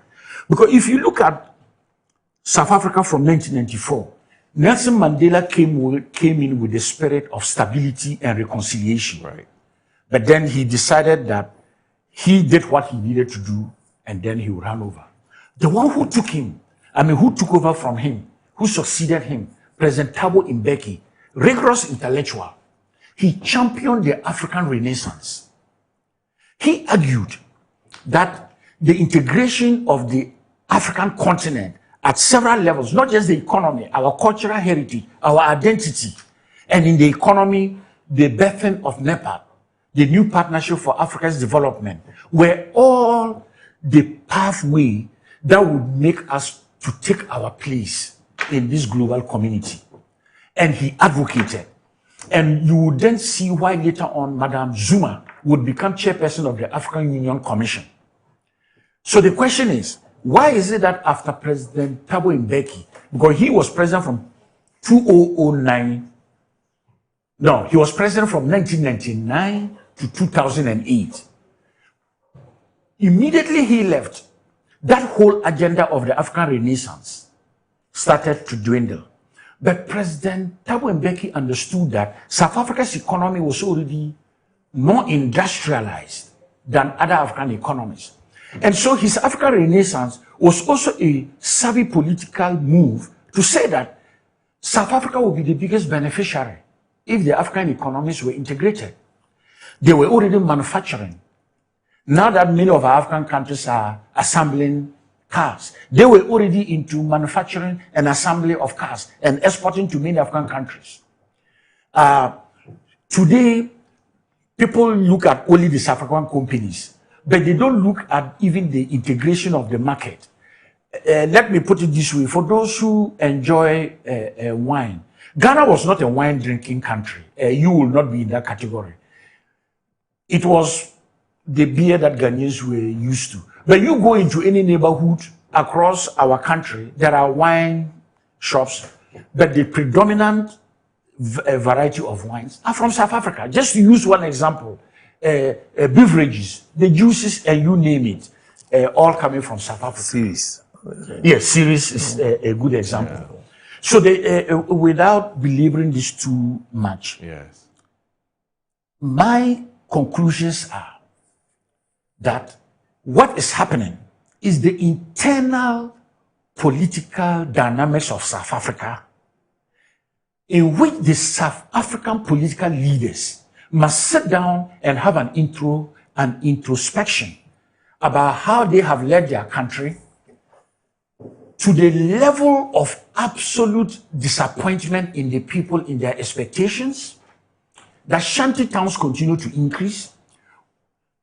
You see, we talk about poverty, but when poverty is happening in an environment where the wealth gap is extreme, that the overwhelming majority of people are very poor, but there is a small percentage who are extremely very rich. It's not just about poverty being a problem, but it's about a social disconnect that then creates a problem. To the extent that there was even a debate about building a concrete wall between a well-to-do, flourishing neighborhood that was side by side with a shanty town, and the people in the flourishing neighborhood felt that all the crimes in their neighborhood was coming from the shanty towns. But the xenophobic tendency is to say that it is foreigners committing crime. But we know that the violence is as a result of extreme poverty, the taxi wars, the intolerance, and that is why I go back to leadership. And my remarks will conclude on leadership. Leadership in the sense that when I talked about the dynamics, if you look at KwaZulu-Natal, the competition was always between the ANC and the Inkatha Freedom Party. The ANC always had the upper hand. The elections in that province were always violent. Back in my days of civil society, I went to observe elections at the request of the Parliament of KwaZulu-Natal. And we were a group of 5 African leaders of civil society, and former President Obasanjo was our lead. And we were meeting Mangosuthu Buthelezi and all key stakeholders to agree on the ground rules for a peaceful election. But then comes in Nkontwe wa Sizwe, not led by, but very much influenced by former President Jacob Zuma. That now becomes a threat to the ANC. So the ANC does not want to totally now lose KwaZulu-Natal. They've lost the Western Cape to the Democratic Party. They would lose KwaZulu-Natal with the political configuration that is happening. Even in the Gauteng province, where you have Johannesburg, Limpopo, further to the northwest, their presence on the ground continues to dwindle. And so they have been passive in the total condemnation of xenophobia. Why? Because of the fear that they will lose votes. And because of that fear, they choose to back off from political principle in order to compromise.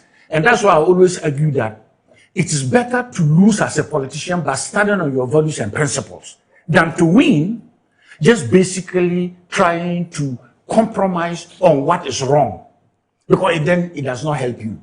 So this is the dynamics that continue to happen. The last elections were said that because they could not win outright, they've gone into coalitions. Some of those coalitions have not worked very well. And the message should have been to stand firmly on principle, on the founding spirit. Because all of us argue about the rest of Africa in solidarity with South Africa. That narrative is not being articulated in the younger generation. So that, in conclusion, you see that the older generation of ANC political activists are the ones who are against xenophobia and are speaking to it. And the younger generation are, if you would call it, not overtly, but covertly siding with what is happening currently. And that, for me, is the danger, because it's not an incident that is going to pass. It is like a cancer that is taking root, and it could spread. And I think that if in July we're able to have a dispassionate conversation around this, we can see accountability beginning to take place, in which the rest of Africa can help South Africa to recover from where it is now, for the sake of the dignity of the African and all the African people. This is the way I wanted to make my remarks. Very, very comprehensive indeed. Mike, you're also in the business of conflict resolution. I mean, since this whole matter started, we haven't seen any concerted effort by the South African government to nip this in the bud. So it's like you're just watching on sheepishly whilst these, disturbances are happening. And so it gives a certain impression that this whole thing that's happening has a tacit approval endorsement by the state. And if you listen to the analysis that Mr. Ombande has given, it sort of suggests that this is not a matter of just some people getting up and saying that, Charlie, we have a problem and so go back home. It appears that it's much more deeper than that. What's your own reading of what's happening in South Africa and how we've also dealt with it based on government's own policy, public policy? Let me start by commending our brother who has managed to, Julius Malema, who has managed to always somehow find the right balance to speak as a South African who is African. Because this is not the first time he's denounced these xenophobic behavior. This started, I think, even 2 years ago. And he tried to let them understand that your fellow African is not your enemy. So don't blame them for your poverty, in effect. Right. And I think that you are right, because Julius Malema has virtually tried to be a diplomat for the first time, because the thing is so bad that he's trying to be diplomatic to say Ghana overreacted, Ghana should have taken a bit more time. But the government of Cyril Ramaphosa has not been decisive in this matter. And I'm going to come to his Cyril Ramaphosa in the next minute. But let me start with Julius. So, Honorable Julius Malema, yes, he said a few things, but when he said that Ghanaians should come back to their senses, I disagree with that. Because it is in the application of our senses that the government has taken the right step to evacuate Ghanaians. Because we need to be able, where there's conflict, and especially where there's no peace, to give security to our nationals. Now, we have people who are threatening and giving deadlines of June 30th, that if all the foreigners are not out by that date, they are going to harm them. I don't see any official statement from the government rebutting that. I don't see any government official saying that the police are going to be on the street and any citizen who does that is going to be so. The most threatening, this lady called, is it Jacinta Zuma. Zuma, yes. They took her to some kind of court or whatever, police, and she's walking around, still talking. She's not been arrested. And you see, one thing about bail conditions is to stop you from re-offending, especially where it is threatening, not a misdemeanor, but a felony.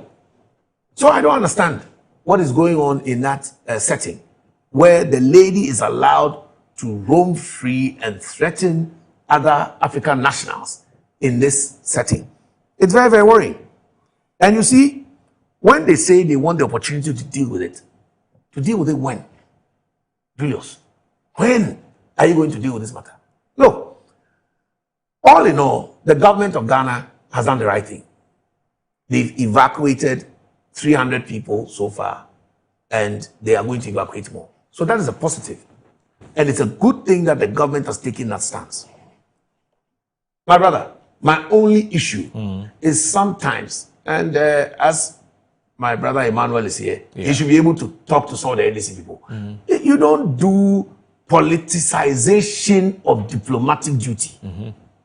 Because when you do that, you are forcing other political entities to respond and to explain to Ghanaians that this is not a feather in any cap. It's normal work. My brother, you yourself, you were here in this country where we had to evacuate people from Lebanon for two reasons. One time was for COVID, and the second one is maltreatment of Ghanaians in the Arab world. We are talking about, within a space of 2 to 3 months, 9 aeroplanes, 2,269 people to be precise. In particular, I organized evacuations from India. We put it out. People were evacuated to Ghana. In fact, even some of them were Indians who wanted to come back to Ghana because of family ties. You know, there are Indians who have been here for 100 years, and they don't really, and India, they don't allow dual citizenship. So if you just go and visit your family and stuck, you're coming back to Ghana. So when you do your duty like that, and then you go and wear green aviation jacket, like you are one of the people on the tarmac directing the plane and collecting funds, NDC, and then you say, hey, my friend. No, that was not policy. No, I'm just saying, when you do that, then you lose it. Because you see, this thing is a very strategic issue that needs certain serious attention. Look, when we brought the people down in the various spheres down to Ghana, the first thing we did was to keep them together and to section them. Why? Because of the possibility of disease. My brother, let us say it here today. If you like, Google it. Are you aware that HIV is one of the biggest problems in South Africa? True. Biggest problems. And in fact, in South Africa, a lot of women who are angry with men are known to deliberately give HIV to the men. So, women like Jacinta, who are very angry with a certain Nigerian lover who has disappointed her and wants to go out to exact revenge by beating Nigerians, what can they do? So, the first thing the government should do, instead of the jubilation and the Mahama Uyegwe and Okudeto and chief of staff and wearing all those jackets, they should screen them. They should put them all together in a cordoned area, do blood tests. These days, there are gadgets that your HIV status can be known within 5 minutes. Then we section you. Well, you have HIV, we'll take care of you, but we don't want you to come into the system. That is when you know that, yes, the government is seriously doing this work. But high five on the aeroplane, holding children who yourself, you don't know if they are HIV positive, and we have led them all back into the system. I don't take that as a serious diplomat. I find that there are problems there that need to be looked at. And the problems need to be looked at holistically.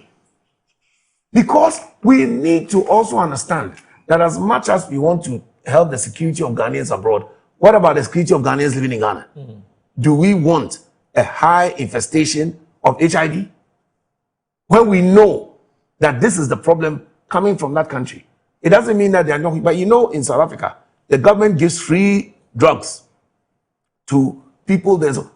Ghana, we don't have that here.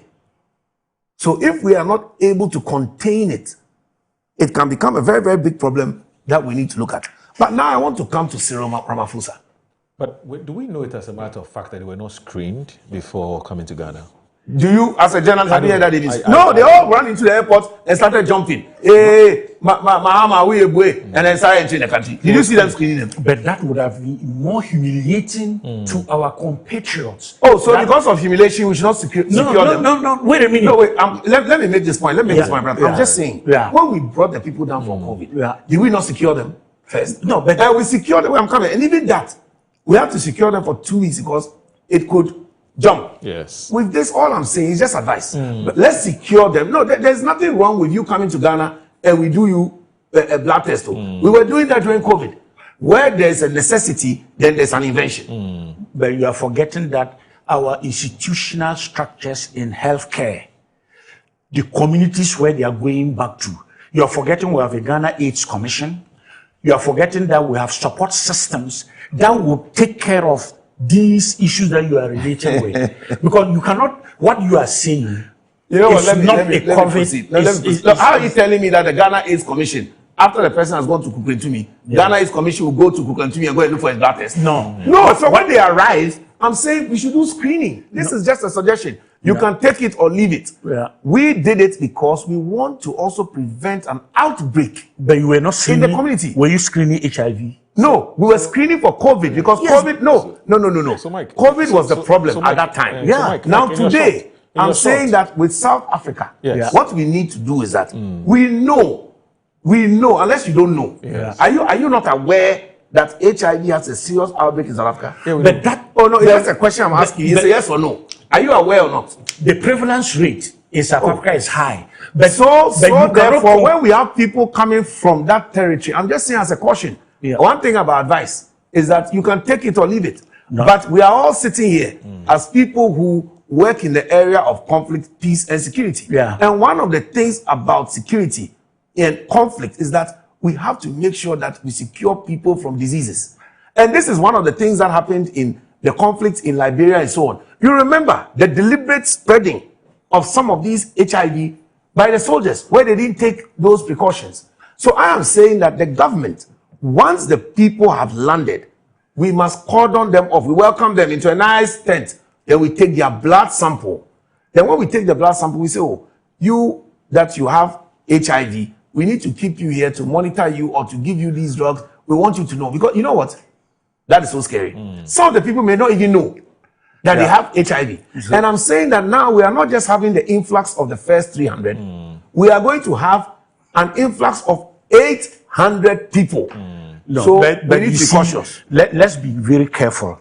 Let us not presume that because the prevalence rate of HIV is high in South Africa, our compatriots, by virtue of living in South Africa, got infected by HIV. Is that what screening is for? No. Screening presumes you have it. My brother, I want to take the caution. So you make your own presentation and don't take caution. He's just saying that because of where they are coming from. No, but I did not finish. Oh, but because if they got off the plane, you line them up and you were telling them that we are now screening you for HIV. Nobody says you line them up.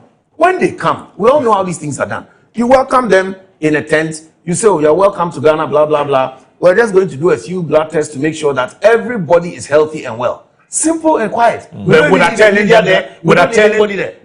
them you are screening them for HIV. But we have to screen them. Yeah. So we have to. What I'm saying is, as every Ghanaian would submit to the rigors of our health systems, they who are integrating into the community will be part of it. And how do you integrate into a community before you are screened? Look, my brother, do you know that there are a lot of jobs, even the security service and all of that? Before you go, your HIV is done. No. Look, anybody's come to work in your house as a help. You have to do hepatitis B. You have to do HIV. The agencies are doing it. Yeah. My brother, no, you let me make the point. Hear you. I don't see why screening is a problem. I hear you. No. But you see, your we need analysis. to screen them. So what is your fear? No. What is your fear? It's because of the way you presented. How did I present it? I'm saying we should screen them. That's all. Let me tell you. So let's screen them like we are screening our house workers today. Moro, if you like, go and work in somebody's house. The agency will screen you for HIV and hepatitis B. So what is wrong with screening people that we are bringing to Ghana? And in fact, it is very important because of our safety and security in the country. As I said, you can take it or leave it. If the problem comes later and you go and deal with it later, you'll be doing propaganda. We don't want propaganda. We want issues to be dealt with. Let me now move to Cyril Ramaphosa. He's the one I want to concentrate on now. Is this the same Cyril Ramaphosa who was in International Student Hostel in airport? You remember that international hostel where the foreign ministry, where the foreign is currently located? Yeah. I was in association school, so we used to airport. We used to hang around there a lot. South Africans, they were like 1 million, all over Ghana, universities. And do you know that Ghana used to give them free education? Right. Are you aware of that? Yeah. I know. Free education. All of them, they used to come here. We used to train them, give them education, train them even in guerrilla warfare. Today, the thank you we get is that you are African, so leave. But yet, other nationalities who happen to be white or white-skinned, as for them, they can stay. It's such a wrong thing to think of. Because you see, when you are looking at poverty, this is the same approach Donald Trump has had that is costing America all these problems today. Let me tell you one thing about immigrants.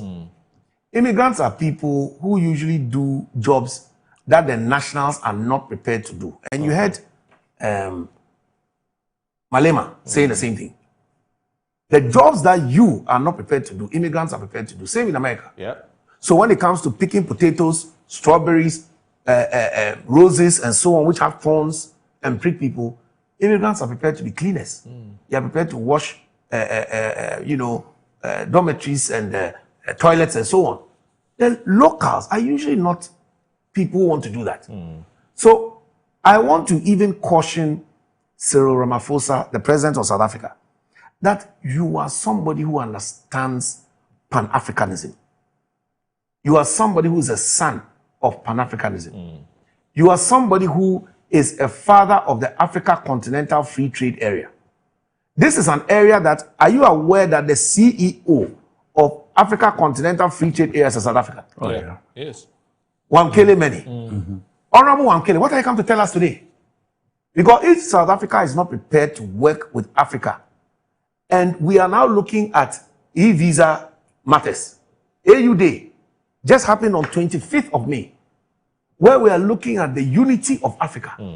We are looking at African monetary systems, which can be paired for the benefit of Africa. We are looking at free movement of goods in Africa, which will allow trade. We are looking at free movement of persons.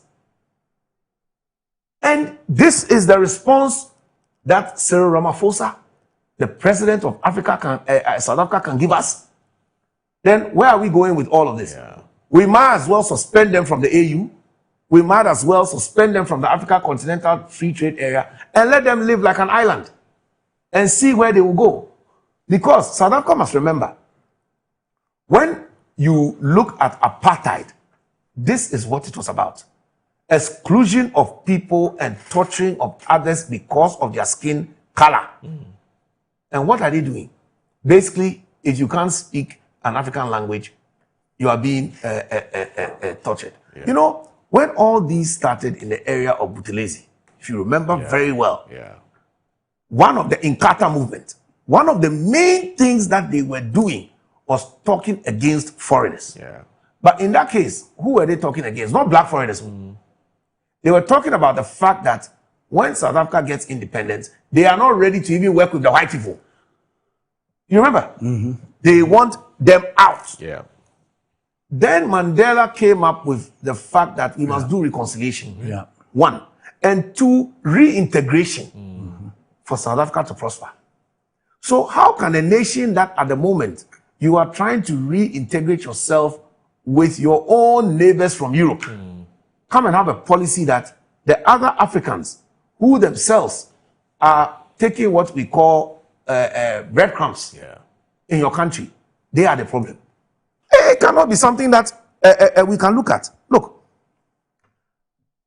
all of this aside, Ghana, we also need to take certain steps. People travel for various reasons, but one of the main reasons people travel is unemployment. Yeah. And this goes across board. We can't say that apart from this South African thing where we are being maltreated, we are not aware of the way Ghanaians are being maltreated because of passages through the Sahara Desert. Libya comes to mind, as he just mentioned, that Libya is a country that needs to be reconstructed. I remember very well, around 2010, there was a Ghanaian who had gone through the Sahara Desert like that, got into Libya, and he had Bible tracts on him. There were two of them. And they told them that, why have you got Bible tracts on you? They jailed them. The first person, they cut off his head. Ghanaian. And then they managed to reach me in Ghana with this information. I didn't know him, through a third party. I went straight to Alessewesia's office in the castle. Spoke to him about the situation. He was very alarmed. So he went and spoke to Atta Mills. You know those days, the champions in the castle, Alessewesia and Koko Anido, when they talk, nobody can talk. So he took the matter to President Mills. Luckily, President John Mahama was going to represent the president in Libya on one matter. President John Mahama remembers it. The man came to Assemblies of God, came here, and Mahama spoke to Gaddafi, and then they released the person. So Ghanaians are in danger all over. There are Ghanaians who today, we need to speak to what we call transatlantic airliners, ship liners, who are throwing away Ghanaian citizens overboard in the sea for sharks to eat them as stowaway. We shouldn't allow that. Because the fact that the person has gone to hustle, if they catch them, two things, either jail them or bring them to us to jail them. But you can't throw a human being over and let the person die like that. This is what the South Africans are doing. Giving deadlines to fellow Africans, beating up South Africans, going to their shops. And I saw a video which disheartened me. They walked into a barber shop owned by another African. They say, leave all your tools, give it to your apprentice. Go back to your country. How? How? The same thing with other various shop owners. And a lot of people are using the opportunity to loot. Yeah. This is not about work and all the rest of it. You are criminals. You are doing something criminal. Yeah. And remember, this is not the majority of the people, but those who are involved in the criminality. You are criminals. Because it's a criminal behavior to go into somebody's shop to loot. Why is the South African government not coming out to condemn this? Cyril Ramaphosa. Look, we even educated so many freedom fighters. I'm sure you remember Robert Mugabe. True. From Zimbabwe, who came here, and that's how we met Madam Sally Mugabe and married her, and that's why we always call Zimbabweans Akunta. We have forgotten all of this all of a sudden. We have to teach this history to the new generation of South Africans. And believe you me, I don't accept the fact that it's only new generation of South Africans, because this xenophobic attitude by mainly the Zulus, they are the main people, the Zulus, started from the days of the Inkatha movement. So I think that it's about time that people should rightly put the politics aside and do the right thing that they are supposed to do. But I will just end by saying that I believe 110% that the rest of the Ghanaians that they are going to go and bring into this country, we must shield them, we must protect them, and we must screen them. When the aeroplane landed in South Africa, you know there was a date for them to have come. Yes. When we did the same for India, by the time the plane landed, we had already done all the paperwork. Straight to airport, they were coming. We all know the challenges that happened there. When the plane landed, there was only one person. All the rest of the people had not been organized. So please, for the rest of the things that need to be done, we need it to be well organized. We need the people to be brought home. We need the people to be taken care of. And we need to secure ourselves as Ghanaians. That anybody who is evacuated into the country, we have done the relevant medical checks to integrate them into the system. And then we also add, whether it's financial benefits, whether it's transport, all the good things that we are doing, we add it in that sphere to make sure that we are safe. So, so the matter about the HIV screening, we'll take a break. But the matter about the HIV screening, I'm getting some further and better particulars because our production team has been trying to reach officials at the Foreign Affairs Ministry, and we're getting some information. So we'll share that with you when we return from the break. You're watching Good Morning Ghana on Metro Television. Please stay with us.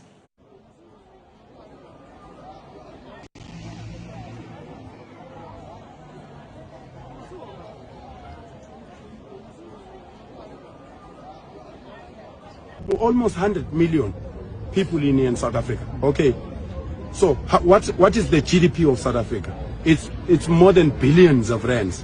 I'm saying, if this government, if these people of South Africa come together, this country can afford to give each and every South African 1 million rand a year for the rest of their lives. We are so rich. That's why all these countries want, all these guys from other countries want to come and stay in South Africa.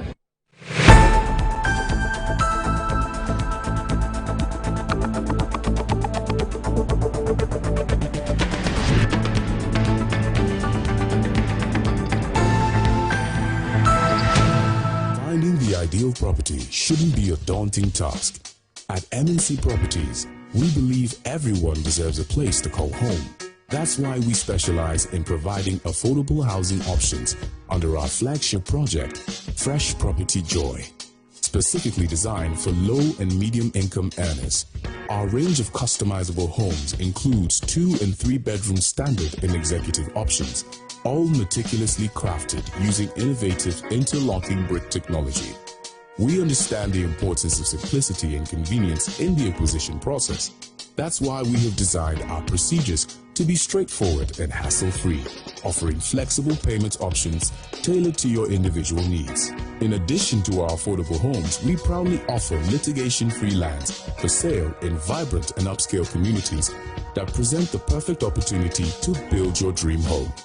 We are committed to making affordable housing a reality, providing you with the joy of owning a home that meets your budgets and aspirations. Whether you're looking to buy, rent, or invest, we've got you covered. Our service team is ready to assist you on 030-255-1917. MNC Properties. As the days come and go, there's always shit. Let colleagues explore all the planetary bodies. Our mission is in Uranus to treat hemorrhoids, anal fistula, anal fissure, anal incontinence, hidradenitis suppurativa, using laser ligature for pain-free and speedy recovery. On Uranus Street, Accra, is Main Tuber Hospital and Coloproctology Center. Trust Uranus with us and we will delight you. Visit the Main Tuber Hospital today or call us on 0244 581 541. This Easter, Estate Masters Limited is giving you more reasons to celebrate in our extended Easter promo.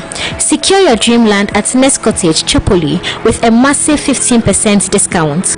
Or choose Palm Hills, Gomwa Pamfukurum, also at 15% discount.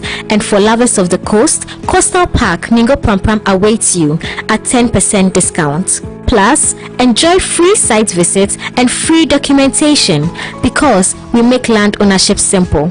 This Easter, don't just celebrate, invest in your future. Estate Masters Limited, your most preferred estate partner.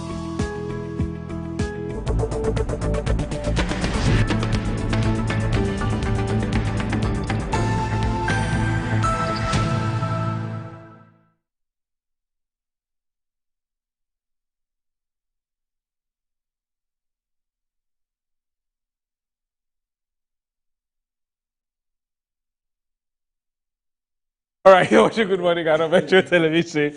The show is live on 94.1 FM. It's a very interesting conversation off air, and I won't tell you what we're talking about. So, but I'm still here with Mr. Manuel Bombandi. He's a diplomat and also former Deputy Minister for Foreign Affairs and Regional Integration, and also Mike Okoye Jr. is also here with us. He's a former parliamentary candidate for the Dom Kwamenya constituency, and then also a former High Commissioner to Ghana's High Commissioner to India. Yes. So, I wanted to quickly add on to hear that. Let us not have a wrong impression. Right. My good brother, Michael Okoye Jr. Is he talking about screening? Yes. No, your point, there is a relevance. Let you read what he's about to read. Yeah, but I wanted to quickly. But that's what you're about to I want to make a quick.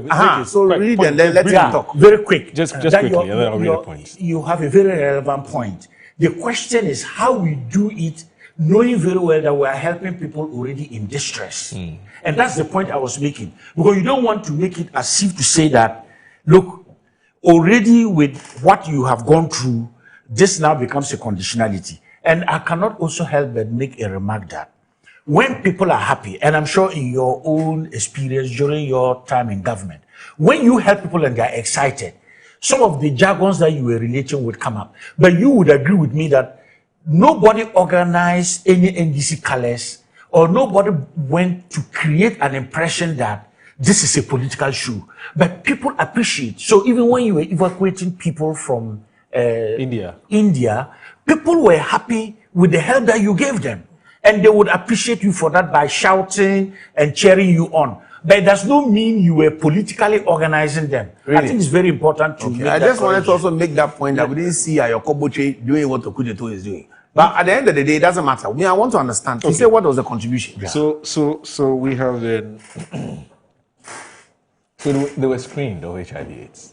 That's the information you're getting. They Good. were screened. And you see, my brother, They were. this is how diplomacy is handled. Yeah. Because they didn't want it to come out. Yeah. So they've handled it well. But this suggestion has come because we didn't hear anything. Yeah. And it is very important. And I'm happy it's been done. And if you go on social media, it was a concern which was generally expressed by some persons on social media. So look, we hope our Ghanaians who have been evacuated from South Africa have been properly screened because we beg. They kept begging. Don't come and give us, So, what are they afraid of?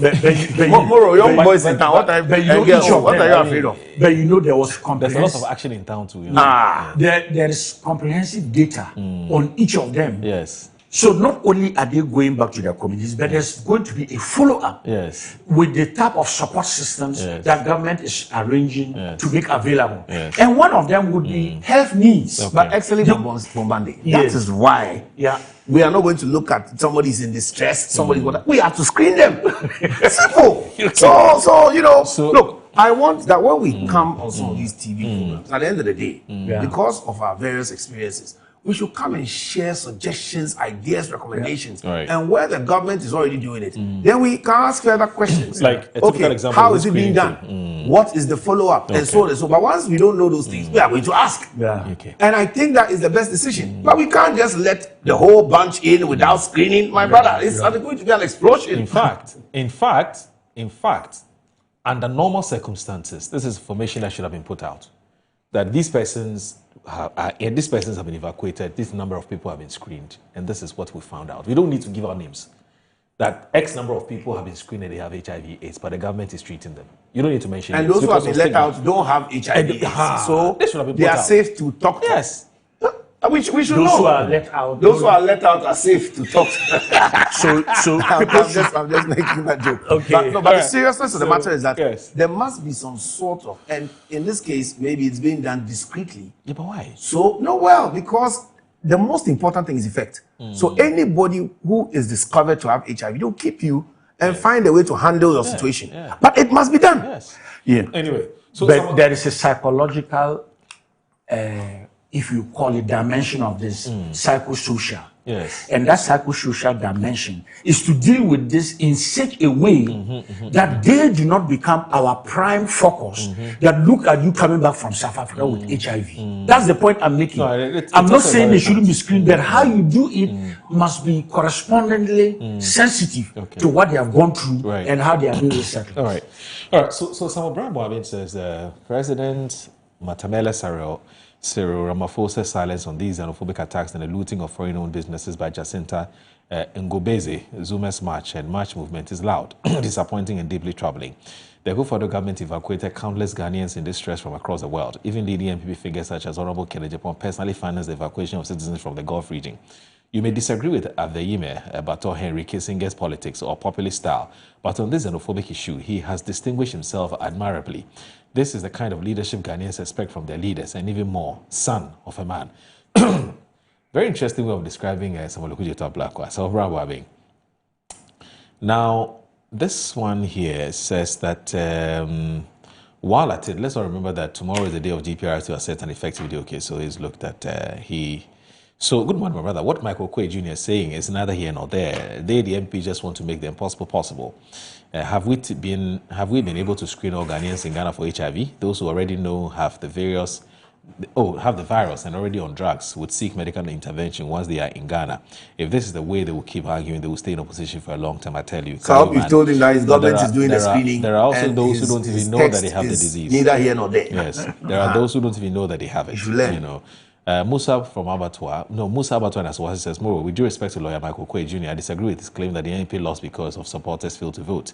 The defeat was largely due to corruption concerns, the high cost of living and a poor state of the economy. If President Mahama and his team continue to govern effectively, it will be difficult for the NP to return to power. However, government must intensify job creation and provide a more enabling environment for business to thrive. My regards to Abbas Osabute.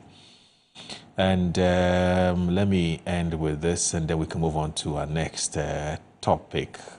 All right, so this one is from Vanessa, is a viewer of the show, and Vanessa is not happy with Michael Quay. She says that Muro, Mike's presentation is alarming, talking about HIV as if the people are infected, and that's not cool.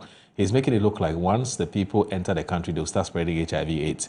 He does not. If people do not give consent to be screened for AIDS, it can't be possible.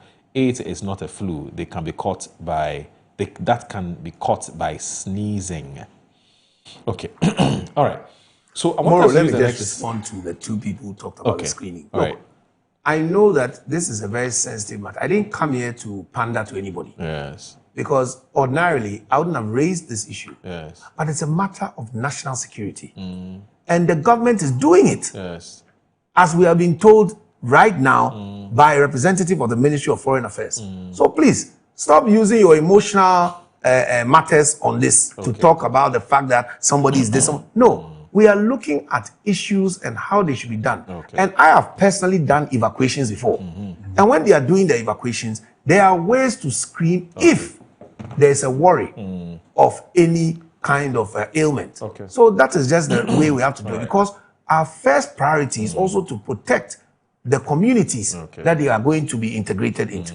That's all. All right, let me just do this quickly. So, very important public announcement. Now, it's about the Office of the Registrar of Companies. Has a very important announcement that I have to make for and on their behalf. So the office wishes to inform all companies, businesses and business owners and the general public that the deadline for filing annual returns and renewing business names has been extended from 30th April 2026 to 30th June 2026. This extension gives business additional time to regularize their status and avoid penalties. Failure to comply by the new deadline may attract sanctions, including additional fees and possible removal from the company's register. Additionally, the ORC has announced that 318 companies have been earmarked to be struck off the register in accordance with the Companies Act 2019. Affected companies have 3 months from the publication date to take action or make representations. So for further inquiries, please call the number 0599 527 5774. So 0599 525 or connect with us on social media, which is at ORC Ghana. ORC, it's your trusted partner. Let me also say that you can discover MNC Group. They're your number one partner in minerals and food commodities, trading, real estate development, general logistics, procurement, management consultants, investment advisory, import and export. They have headquarters in East Legon, Accra, Ghana. MNC has offices in Dubai as well, Hong Kong and Guangzhou in Ghana, in China, Johannesburg in South Africa, Virginia, USA, Arezzo in Italy, and Hanover, Germany. We connect markets that drive business growth with tailor-made solutions to meet your needs. Trust us to maximize the value in every deal. So reach us on MNC Group. That's on 0302 998 246 or 056 103 2252. MNC Group, totally reliant. So I guess I would have to move to, we can't exhaust the South Africa matter, even if we have three hours, because the angles are a lot. But I want us to end the show with this. We have just 15 minutes, apparently, to end the show today. Now, it's about the National Democratic Congress. There's been some issues with intense lobbying to succeed President John Dramani Mahama, who's just 1 year and a bit, about 1 year, that's 5 months or so. Now, we've seen that opinion piece by Mr. Callistus, or Dr. Callistus Mahama, who has been asking those who intend to succeed President Mahama to hold on and let's focus on the job before us, which is the social contract we have with Ghanaians. People have questioned, first of all, Dr. Callistus Mahama's locus for even writing that statement. That those also say, well, he didn't write it for himself, and that this was a letter which they believe was sanctioned by the president himself, writing through his executive secretary. Did I say his chief of staff? Sorry, it's the executive secretary, Dr. Callistus Mahama. Now, there were some NDC followers and sympathizers were calling on the Council of Elders to intervene because apparently they see even the national chairman's thank you tour as a subtle campaign. The national chairman has disagreed. He's had to state it publicly that I'm not campaigning. I made a promise to the people that whether the NDC lost or won power, I was going to come back to them and thank them. So I'm only fulfilling my promise. Now, then we also had a chief of staff who everybody knows is very passionate about, keeping fit. That too became an issue. They said, well, the man was campaigning, so he's also stopped. Now, the Council of Elders have finally responded to the concerns. Now, it says there's a statement by the Council of Elders of the National Democratic Congress, and I read, issued on the 29th of May 2026, the Council of Elders of the NDC wishes to inform all members of the party and the general public that they held a meeting with His Excellency John Dramani Mahama, President of the Republic and the leader of the NDC, on Friday, 29 May 2026. Following extensive deliberations on matters concerning party unity, discipline, and the collective responsibility of all members towards the successful implementation of the government's resetting agenda, the Council issues the following statement for the guidance of all party members. The Council notes with concern the growing unease among sections of the party and the wider public regarding reports of premature presidential campaigns and related political activities by individuals and groups within the party. The Council wishes to remind all members that the NDC is currently focused on delivering on the mandate entrusted to it by the people of Ghana. At this critical stage of national reconstruction and renewal, every member of the party is expected to devote his or her energy, resources, and commitment to supporting the government's efforts to reset the country and improve the lives of Ghanaians, rather than engaging in activities that have the potential to create division, distraction, or unnecessary internal competition. The Council further draws attention to the provisions of Article 42 of the Constitution of the National Democratic Congress, which clearly stipulates the date and venue for the election of the presidential candidate shall be decided by the National Executive Committee, but that election shall take place at least 12 months before a national election date if the party is in power, and at least 24 months if the party is not in power. The Council emphasizes that until the appropriate constitutional processes have been initiated and the National Executive Committee has determined the timetable and guidelines for the conduct of presidential primaries, group or interest bloc is authorized to undertake no group individual interest bloc is authorized to undertake or promote any form of presidential campaign, whether directly or indirectly. Accordingly, the Council of Elders direct all persons engaged in such activities to cease forthwith. These include all forms of campaigning, mobilization, endorsement, publicity, or related activities intended to advance the presidential ambitions of any prospective candidate. The Council calls on all party members to remain focused on the larger task before us, consolidating the party unity, supporting the government's transformational agenda, and working together to fulfill the expectations of the Ghanaian people. The time for internal contest will come. For now, our collective responsibility to serve the nation and successfully implement the mandate entrusted to us, issued by the Council of Elders National Democratic Congress. Mr. Bombadi, what do you think? What's happening? We have just 10 minutes for so 5 minutes each. Yes, exactly. Yes, 5 minutes each. Yes. So this for me is welcome news for the NDC. Okay. If you look at the NDC, it has a tradition. The Council of Elders is a very well-respected structure within the party. They hold the moral authority to be able to guide. And this press statement, I see it first as an acknowledgement of a potential problem. Yeah. Now, when you have any difficulty, when you have any problem, you begin by acknowledging it. And so the NDC, through its Council of Elders, is not going to sweep anything under the carpet, as it were, looking and observing what has happened in the NDC political landscape. Now, the press statement, in my view, also then in appealing has two levels. Mm-hmm. The first is not only the ones that you mentioned, but anybody else who might be interested. It is more an examination of conscience of the individual. Mm-hmm. And to do that, you want to look at the collective interest of the party and what that means for the collective interest of the people of Ghana mm-hmm. and the Republic of Ghana. Yeah. And to be able to arrive at the type of decision-making that says, whereas competition is healthy in our democratic space, it also has to be guided by the rules that allow the competition to be fair. And that is why the two then become mutually influential. And related to my second point will be groups that have formed or blocs that have formed. It is the individuals interested who must inform them or advise them not to be posting the flyers and creating the environment of an early competition when, according to the party's constitution, the race is yet to begin under Article 42 of the Constitution of the National Democratic Congress, as it has been explained. Now, why is this important? I have always argued in my experience and in my background that process is sometimes more important than what an outcome is eventually. Right. So it's not only about electing a flag bearer for the NDC, but it's about the process that will lead to that election. If we get the process wrong, we would elect. But what would that mean to the NDC and what would that do to the NDC? And that's why for me, I'm suggesting that at this point, our emphasis is on process. So beyond the press statement, I would advocate for setting the ground rules. Because when the competition is open for people interested, there are rules that guide that already. But before we get there, I would even advocate for what are some of the ground rules that we should be looking at, because we're constantly learning, informing ourselves, and improving.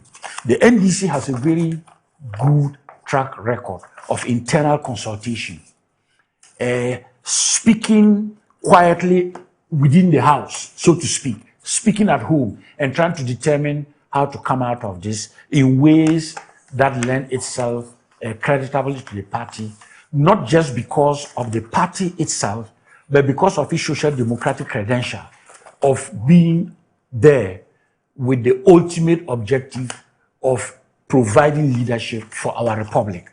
These then, in my view, become very, very important. And I'm hoping that going forward, we will see the landscape improving.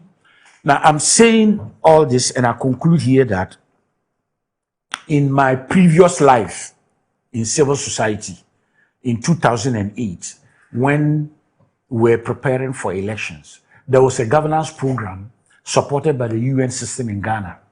And I led the facilitation at that time for the three main parties, the NDC. We had that consultation in Ada. The issue at that point was between Ecospio Gabra and Professor Atta Mills, and NDC was able to take into account an internal conversation and deal with it so, in my view, strategically, that nobody even knew that those tensions existed. For the MPP, it was in Irata Hotel. Ohene Into was the general secretary. I wouldn't want to comment further than that because the ethics of mediation cannot allow you to talk about what was discovered internally. And for the CPP, it was in Cape Coast. And at that time, Colonel Apia Texan was the chair of the National Peace Council. And so it was a governance program between the UN, the Peace Council at that time, and we facilitated. And that is why I believe that in situations like this, dialogue is very important. And all concerned, through dialogue, can be able to develop those guardrails that become a self-accountability mechanism that makes everybody to feel that the competition would be fair, everybody would have equal access to how it is done, and it will not constitute, therefore, a problem for the NDC. But first of all, is it strange for people to nest ambition at this time? Is it a crime? NDC. It's not their time. Politicians. We have finished our problems with regard to that because we knew this is what will fester. And we all know the situation and the claim. We all saw what Kwesi Pratt said, the lame, dark president scenario. And this is what NDC is experiencing at the moment. They are experiencing a situation where the king is about to go, long live the king. So the new king is also preparing. And one of the most dangerous things for NDC at the moment is the fact that the party chairman, who's supposed to chair all the men and the women, is himself interested. He hasn't told you. Oh. He hasn't said it. But that is the suspicion. Yes. And for us, when we see that suspicion and we see what is going on, we know what is going on. So say nobody has to tell you. I don't just believe. We know. We know that him. What all this thing Musa Danko has been doing, he's been doing out of speculation or what? No. He has mentioned the names. General Mosquito himself. He has gone for Atu, Deborah, what's it? Haruna. These are all names that have come up. Didn't you see the recent punches between Haruna Idrisu and Asiedu Nketia? You thought it's for fun? As for us, we are in opposition, so we can look from afar and say it from near. These are all the things that are going on in NDC. And when the fight has started, it's like Sayo, Onupa Beshiano. So now the Onupa in the MDC are beginning to see that if we don't put our foot down now, but nobody will listen to them. Council of Elders, are you the one giving contracts? Oh, we don't know all these things. We don't know that the people who are in charge of the party is not Council of Elders. They all talk. So it's like you have your say, but you have our way. So let them talk and let us see what's going on. But NDC is now going to be in disarray because apart from the internal fighting, which is normal, it's just a question of how far it will escalate. Because as for escalation, it's going to escalate. It's politics. They are going to say things about each other. Some of them secrets, deep secrets. I don't know which candidates are you aligned with at the moment. But this is an invitation to treat. It is rhetorical. It's not a question that you have to answer. We know you are all aligned. Have you not seen? Yeah, have you seen the jogging brigade? Deborah, every morning they are going for their jogging. You think it's what? It's a political movement. He's been jogging for the past 20 something years. I'm saying that it's a movement. I have news for you. NDC will not go in disarray because of a competition. Because they have a transition. Well, then it's okay. Then we thank God for your organization. You are forgetting that you've not recovered. Let me land. You've not recovered. Let me land. We are recovering from your serious injury. We are recovering. You have not even gone to hospital yet. Yeah. So you have not even been assessed. Your sickness is full-blooded. That's your sickness at the moment. Hey, it's not a small fight, though. No. This Haruna Asiedu Nketia thing is just the tip of the iceberg. I am saying that right now, Onupa Eni Oshian, yes, the elders, they have seen something. Is this speculation? And what they have seen, they are trying to stop it. And I'm saying that they will have their say but Sayo will have its way. That one there is going to happen. So you relax. Let me finish my analysis. Now you people are talking about the fact that you have a mandate. Which mandate? Look, one of the biggest problems I have with NDC mandate, I'll come to that just briefly, LGBTQ briefly, but my main one is Galamsey. How can a president who, when your fellow Nana Addo Dankwa Akufo-Addo was trying to stop Galamsey in 2020, you went round with your agents like Akamba and Obin, telling Ghanaians that all of you that Nana Akufo-Addo has arrested and is stopping. When I come, I'll release you and you can go and do Galamsey. And then 4 years later, you come and tell them that you are going to do the Galamsey and stop them. That's not the contract you gave them. You told them when you come, you let them go and do the Galamsey. You free them from prison to go and do Galamsey. Now you are telling us that you want to stop Galamsey. Which is which? Every day double speak. Today, we have LGBTQ. You told us the original bill as it was. And remember, this was passed by Parliament. As passed by Parliament. Today, you have brought us a watered-down version that you are going to give that to the president, and you think we'll accept it. Again, that's not the mandate Ghanaians gave you. The mandate was that, and Sam George said it clearly, he says, John Mahama will know no peace if he doesn't sign that bill. So me, my issues are simple. One, the mandate that the Ghanaians have given you, you are not living by it, and you too are. Your Sayo is happening at home, and then the Onupa Amehenkopo, they are all worried. Now they are fretting and they are writing this thing. I'm telling you, my brother, tell your elders. It's a message. It's a message. Tell them that the talk is not going to do the work. Okay. When they finish talking, the people will do their own thing. Because Sikano about Peche. Next time we'll talk about people's funerals in this country. When we know them in these studios before, today they do funeral. And it's like wedding with silver service and napkin. I saw people with napkin on their neck, like me eating in a restaurant that I want to pay for. I mean, what is going on here? But these are matters we'll talk about later. But for now, good luck with the Council of Elders. We pray that they will listen to peaceful men like Bombande. But it's not Bombande who is the problem. They have them there. They're hawks. They are going to make sure that the thing will be there. We'll see what happens. Okay. They are respected elder statesmen and women, and their advice will be heeded too. Okay. All right. But there is a process that, in my view, would ensure that what we are looking for will Should I get say there. Nikita stop the thank you to all? The important thing is to heed Yes the or advice, no? to heed the advice of the Council of Elders. Should he stop? Yes or no? You give your opinion. Everybody who is interested in contesting, the race has not yet begun. So we want to be able to establish a very enabling environment that makes the race in itself to be empowering for everybody. He doesn't believe and for the process. He doesn't believe they will give this advice. Well, He doesn't believe they will. Moro, to ask me the same question. Ask me the same Should question. he stop? No. Why? Because he's going around thanking people. What's wrong with thank you?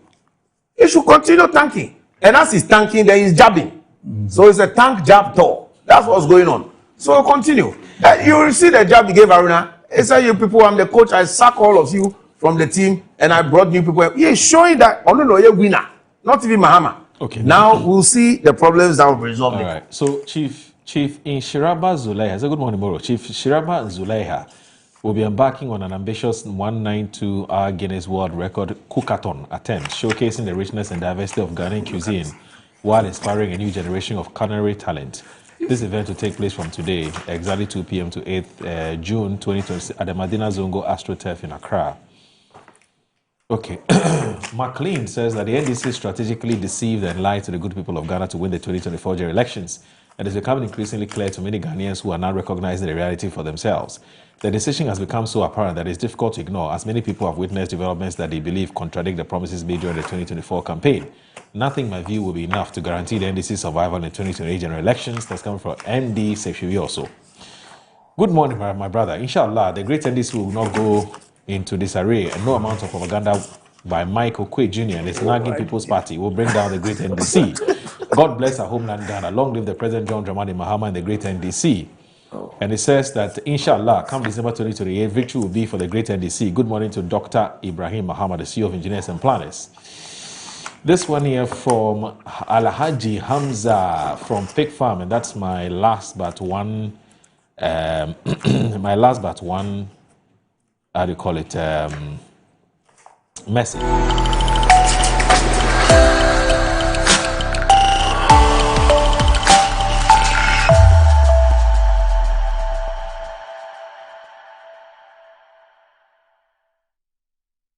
Since inception in 2012, Rehoboth has played an active role in addressing Ghana's housing deficit, having developed over 2,000 housing units.